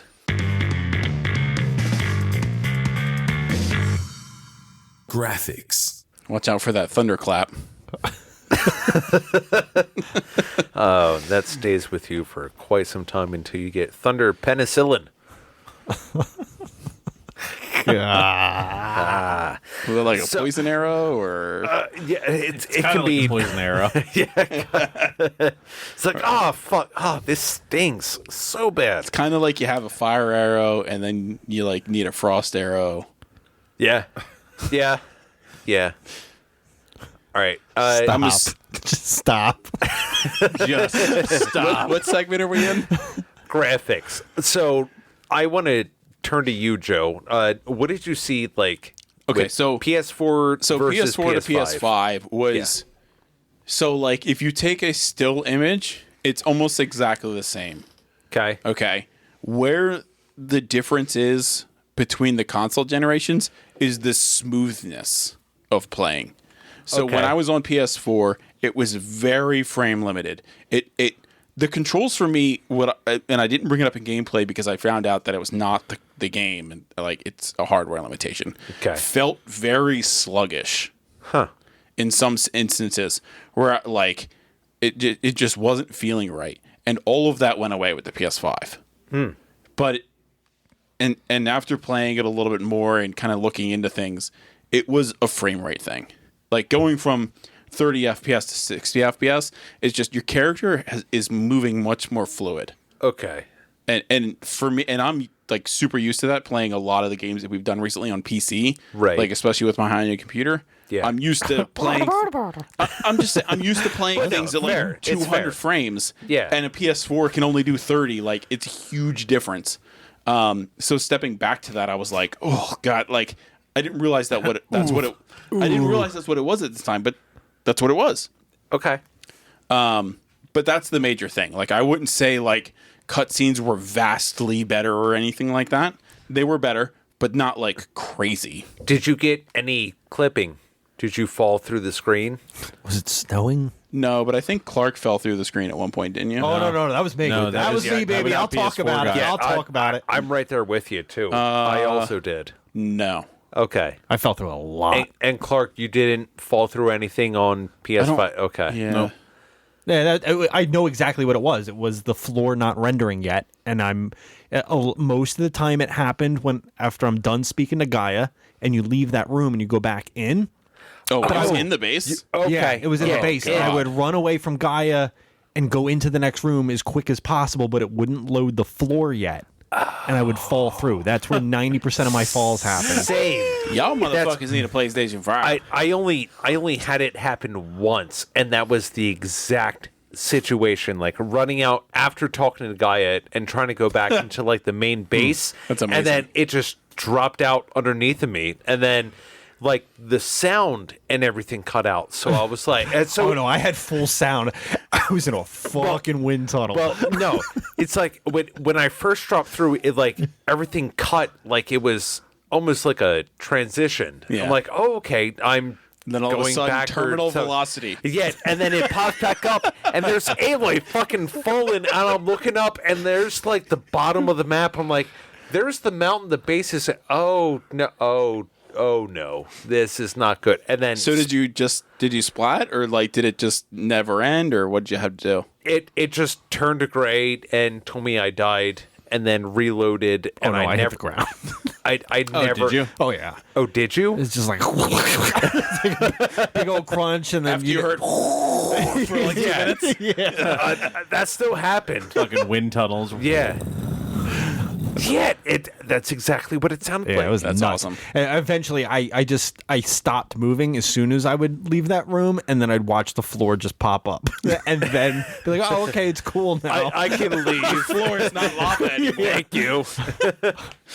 That's awesome. yeah, I mean, other than like some like the climbing shit or like some of the rendering, I thought this was a very well done game for PS4 playthrough. Yeah. I mean, it's on the standard of like every other recent PS4 game that I've played, and I feel like I'm just missing out because I'm not playing it on PS5. I don't think you're missing a whole lot. Yeah. No. Okay. I would say it's probably the best looking console game I've played. Even some of the newer games I've played after Horizon. Okay. But I don't think you're missing a whole lot going to PS5 from the PS4 version. Like I said, I put like 6 hours on the PS4 version. Basically, I played all the way through Chain Scrape on PS4, and then Gotcha. and then I moved over. Guess not to divert because it's not really, it won't fit in graphics or anything else. The loading times, like I think that's a graphic thing because that's primarily just loading graphics. Okay. Right? You're Yeah. loading a level. fast travel. How Near was instantaneous. it going? I mean, there from, was like, Yeah, damn near instantaneous. There's Really? a loading screen, but it's Yeah. like the bar moves and it's like maybe 3 or 4 seconds. Yeah, that's it? it Okay. couldn't be any longer than that. that was different on PS4. I don't know. It was What like about 30 to you? 45 seconds for every. And also, I learned this: if you spam the X button during the loading screen, it gets to the halfway point in the first second, And then you just actually goes. and then it just Yeah. goes. I started It doing the same literally thing. it loads quicker than the screen prompts you to get into the game. That's how fucking fast it is on PS5. Yeah. It's fucking wild. Yeah. I gotta say, this game looks fucking gorgeous. It's And that's the only time you load too is fast travel. Yep. Well, to get in the game too, but yeah, like Right. I wouldn't say it's the best looking console game that I've played on the PS5 thus far, but it is a fucking beautiful game, and that's part of Okay. like why I liked exploring it so much. Yeah. Is just like the sights and like how far it would render, and I know that's probably more PS5 than PS4. Yeah. But just like I really liked like just the details, and I did like the aesthetic of the Tenakth specifically. I thought they were a really cool looking tribe. I thought the tribes were all cool looking. I just thought that they were the most interesting. Yeah. But yeah, I think this is an absolutely gorgeous game. It renders beautifully. One thing I will say though is I think there's a lot more particles in the PS5 version than there is in the PS4 version, because I was trying to watch like comparison videos just to see like what the differences were since we were like doing this. Right. And like it seems like some of like the particle-y stuff and like the glow is almost like They're more the ray tracing type thing. yeah, like the like on the PS4 when something glows, it's very like bright and vivid. This had like those soft glows, like fireflies off in the distance kind of glow. Okay. Like and just more of it. Like it seemed like it's a little more robust on the PS5, and it was designed for the PS5 originally. So I get that Right.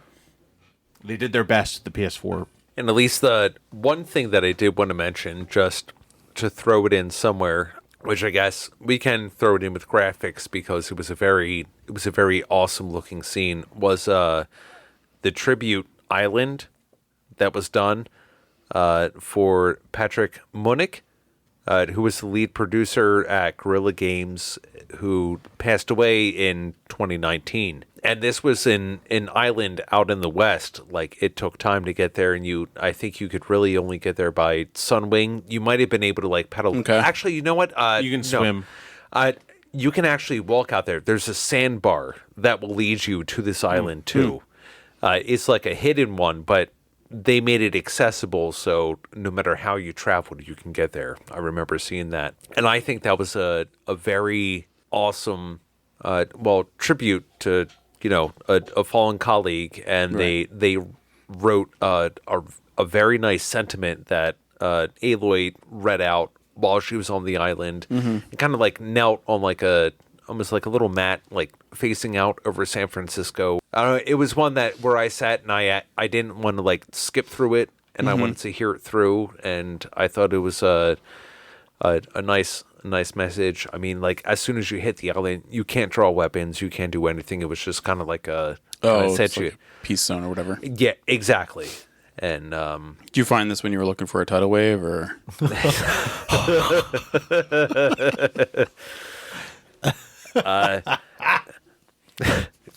you liked it that much? I love it. Every time you bring it back to Tidal Wave, it fucking kills me inside. I love it. Me too, a little bit, bud. Me too. No, I just like to go explore random shit, and I came across Cool. it, Joe. That's awesome. Yeah. What about you, Harry, for graphics? I really like the game. I think it looked, and especially since I played the first one, going right to the second one in such a short time period, I was able to kind of compare like side by side. Yeah.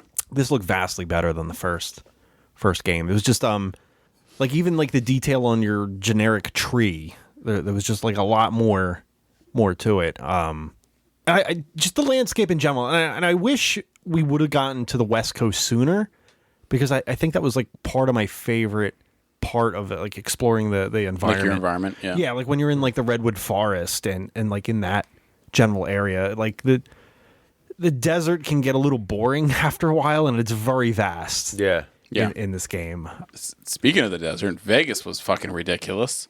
That Vegas was fun. really cool. That was one of my favorite like interactions what Aloy had with like the basically the Delvers. The Delvers, yeah. And the one who's like the enthusiastic engineer. Yeah. And then it was like, oh well, you can just use a tube to go and breathe. Oh my god! And then they just kind of had that little back and forth, and there was like the trope that followed along with that trio, where it's like, oh, you have the one who's the dreamer, you have the other one who's the storyteller, and then you have the money guy.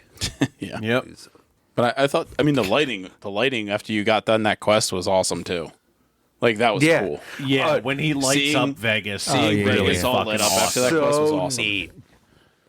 And you get a couple times to actually see it, because like if you go back and start doing like the side missions, like All that stuff stays lit up and everything. the the Sons of Prometheus, and you see Aaron, who ends up in Las Vegas, like that's where Aaron goes. Like after the end of the story, he's like, I figure this seems like the best place to be. It's like He would go to Vegas. yeah. yeah, he would. And then they put on like this spectacular like fucking like firework light show. And it's like, this is like the bonus shit too. It's like, all right, that's cool.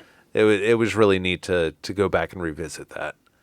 So one thing that I was like, it kind of pulled away from the cutscenes for me was how comically hilarious Aloy's hair would flow around. Sometimes, yeah. Just when it's like, Like it was almost weightless sometimes. And would just like flop around or like move really slowly and like float upwards sometimes. She'd like suddenly move her head like an inch to the left, and her hair would just like whip around her fucking face. Yeah, like You I mean- get what like they were going for, like, you know, oh, we could do all this crazy stuff or whatever, but it was a lot. you mean what I can do. yours Yeah. doesn't do the same? It was ridiculous. It was almost like Bald jokes. yeah. They're terrible. Times 3. It almost felt like Medusa. Like You're not wrong. Just waiting for her to turn somebody to stone. just the stakes just randomly like That would have been great in the skill tree. Yeah. Medusa ability. Stone gaze. Maybe that's what happens if you get all of them. All of the skills just unlocks the Medusa branch. Yeah. Yeah. I thought I saw it pop up. What are you doing there? Snakes. What? Snakes. Oh, it's a snake. Mushroom. oh, I think that's all I got for graphics. Yes. Anything else there? I'm tapped out. No, it was nice. It was nice. It was nice. It was nice. It was pretty nice. Yeah. No Yeah, no negative things to say about it really, other than her hair. You know what? I think it's another rendering issue, but I did. I don't know. Did you guys see that picture I sent where this wall rendered really weird, and it rendered as almost like a I don't know, it cut through the entire environment and shown like a panel that was like out in the ocean. There, hold on. I think I have it in here. The only picture I remember you showing us was the upskirt one. That was a good one. Which I was trying to show you that. Look, she's floating in the air, and I could stand underneath, and you guys were all like, "Ooh, look what Harry's doing! Look what Harry's doing! Harry's trying to look up a skirt." Were we wrong? No. Technically, you're right.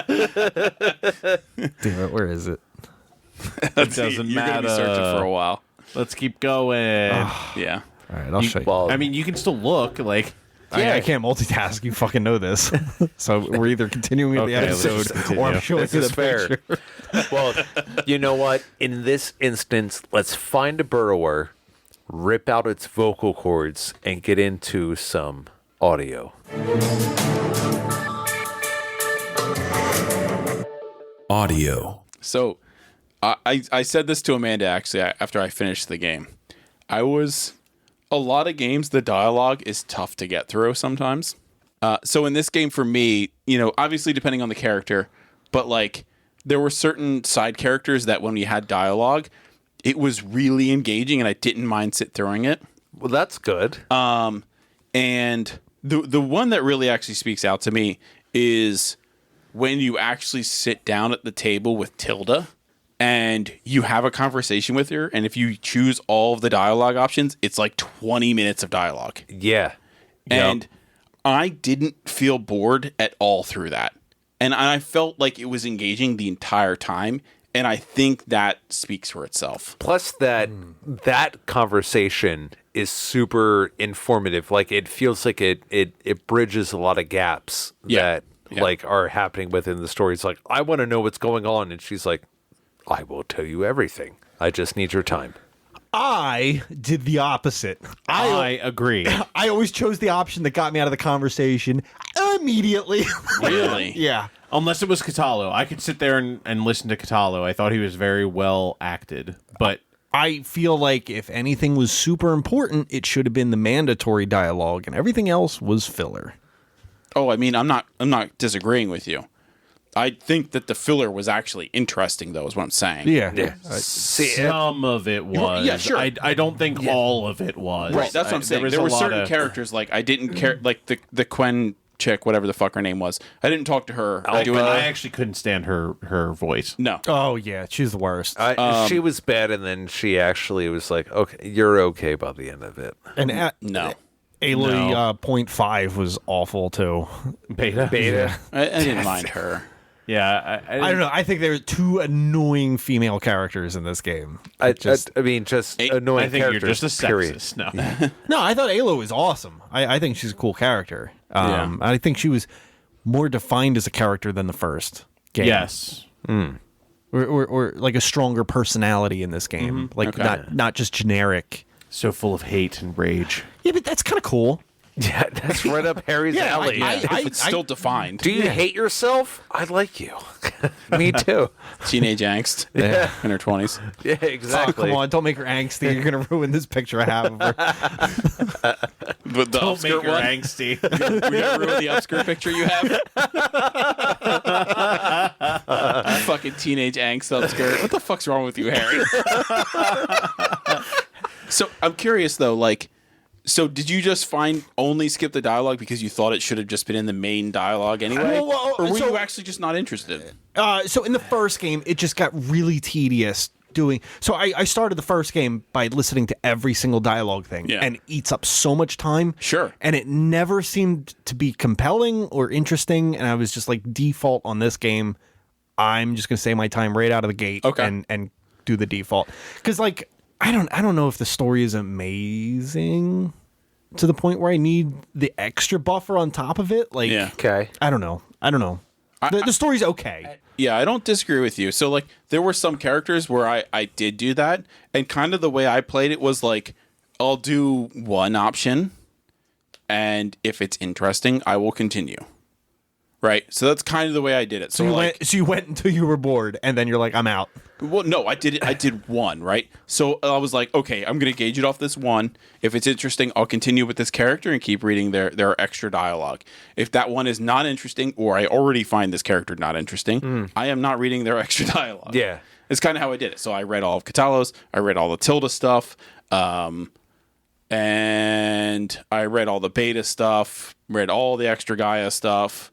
I didn't do any of the extra dialogue for Varl, Zoe, and Erend because I didn't find them interesting. Yeah, at least what I did, I took it as like one of the old like RPGs, or at least like storyline games, where I'm gonna speed read it like a little bit as the dialogue comes up.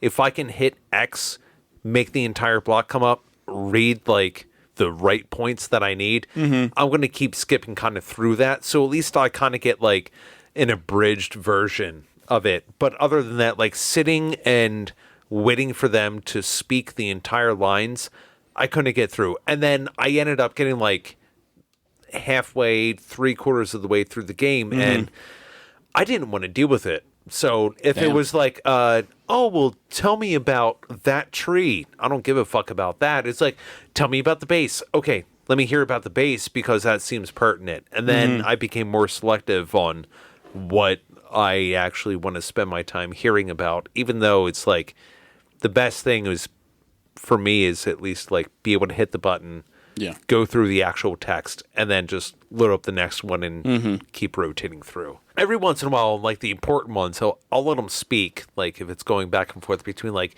Tilda and Aloy, then that's like, okay, this seems like a more important part of the story rather than like a lot of the side shit. It's like I didn't talk to anybody in the base after the first time, where it's like, oh, check in with your companions. Like, oh, I don't give a shit anymore. Yeah. Let me go kill a Sunwing. Pretty much every time I went back to the base, I talked to Katalo and Beta and Gaia, and I made sure I had everything cleared for them. I talked to Katalo, and that was pretty much it. And he's the only person that I found really interesting in this, of the companions. Yeah, I was just like, fuck it. Yeah, I didn't really talk to him. Nah. Occasionally here or there, but I was just like, yeah. get Katalo his arm, and then I was good. I don't care. I went you towards have the to- green you have to exclamation points. Yeah, you have to like explore some of that shit to get to the quests. But I thought the dialogue was really good. Like I thought all the sound was great. The voice acting was awesome. Yeah. The music, I know it was in the background, but nothing is really like standing out. I thought it was Plain good. song stands out to me. Yes. I loved it. I wanted to talk about that too. Go for it. Yeah, go for it. I just wanted to say I thought it was great, especially real quick, and then I'll hand it off. Sure.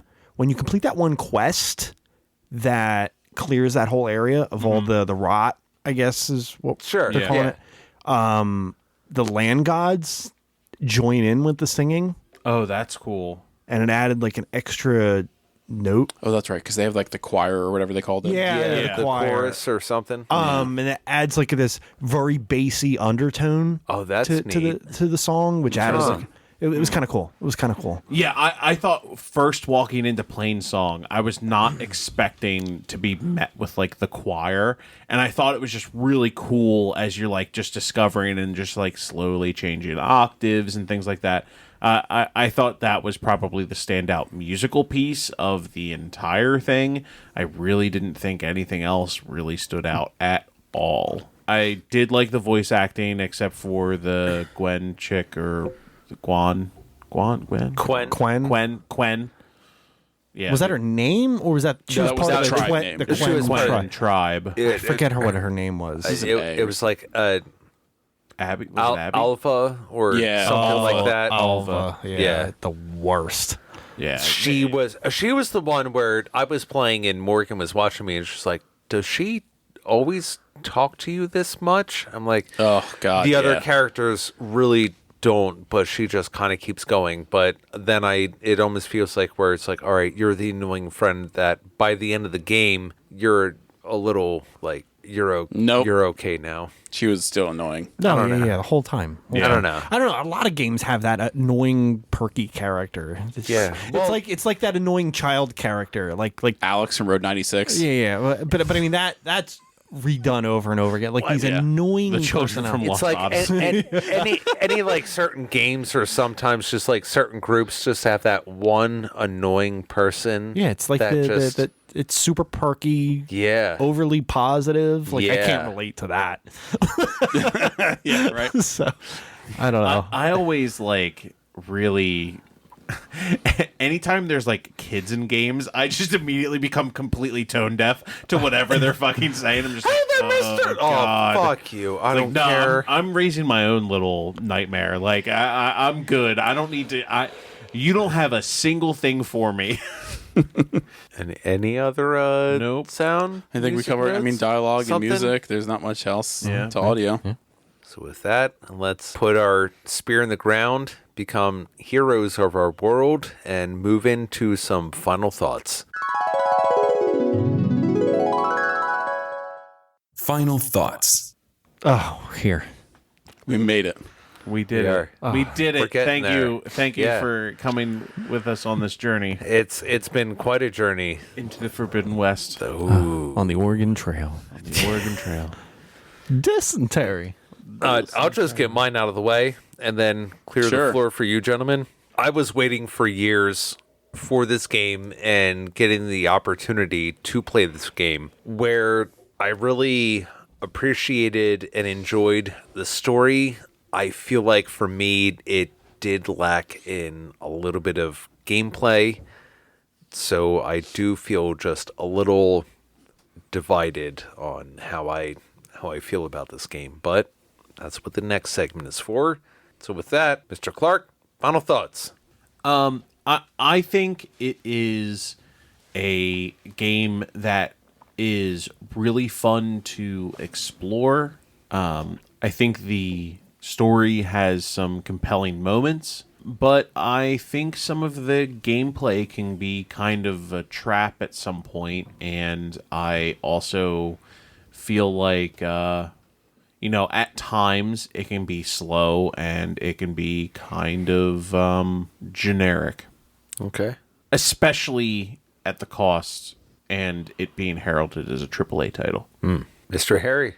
I think this game excels in just the general unguided world exploration.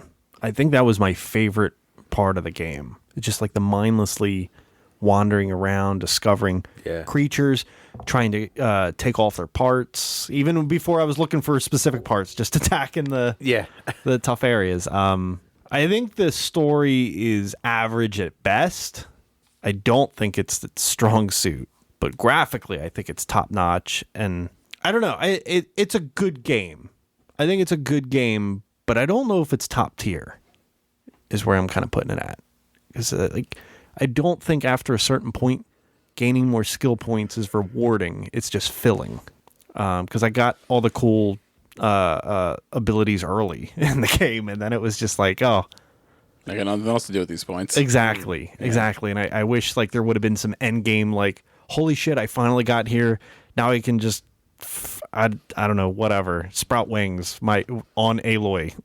I don't know. I'm a goddamn angel. I just want to see some cool shit. So yeah, it's good, but not top tier. I think kind of wraps it up. All right. Joe. So as I said in my initial impressions, I went into this with pretty low expectations. I was happily proven wrong, though. I did really enjoy this game. I think, we griped a lot about the gameplay. There were a lot of elements to the gameplay, though, where I felt, doing things, as Clark mentioned, Dark Soulsy. There were some moments where you clicked some things together and it felt really rewarding. Mm-hmm. Get perfect shots in and, just the right ammo type and doing all that stuff felt really good. So I really enjoyed that as well. The story, it had its moments, but overall, I really enjoyed that as well. It was nothing what I expected going into this, especially not having played the first game or anything like that. Like, it was, if there's no way I could have predicted anything close to this, right? Right. But like I said, pleasantly surprised. All right. Well, with that, boys, let's climb to the highest mountaintop, mount our Sunwing, and fly into the motherfucking sunset. It's time for the scores.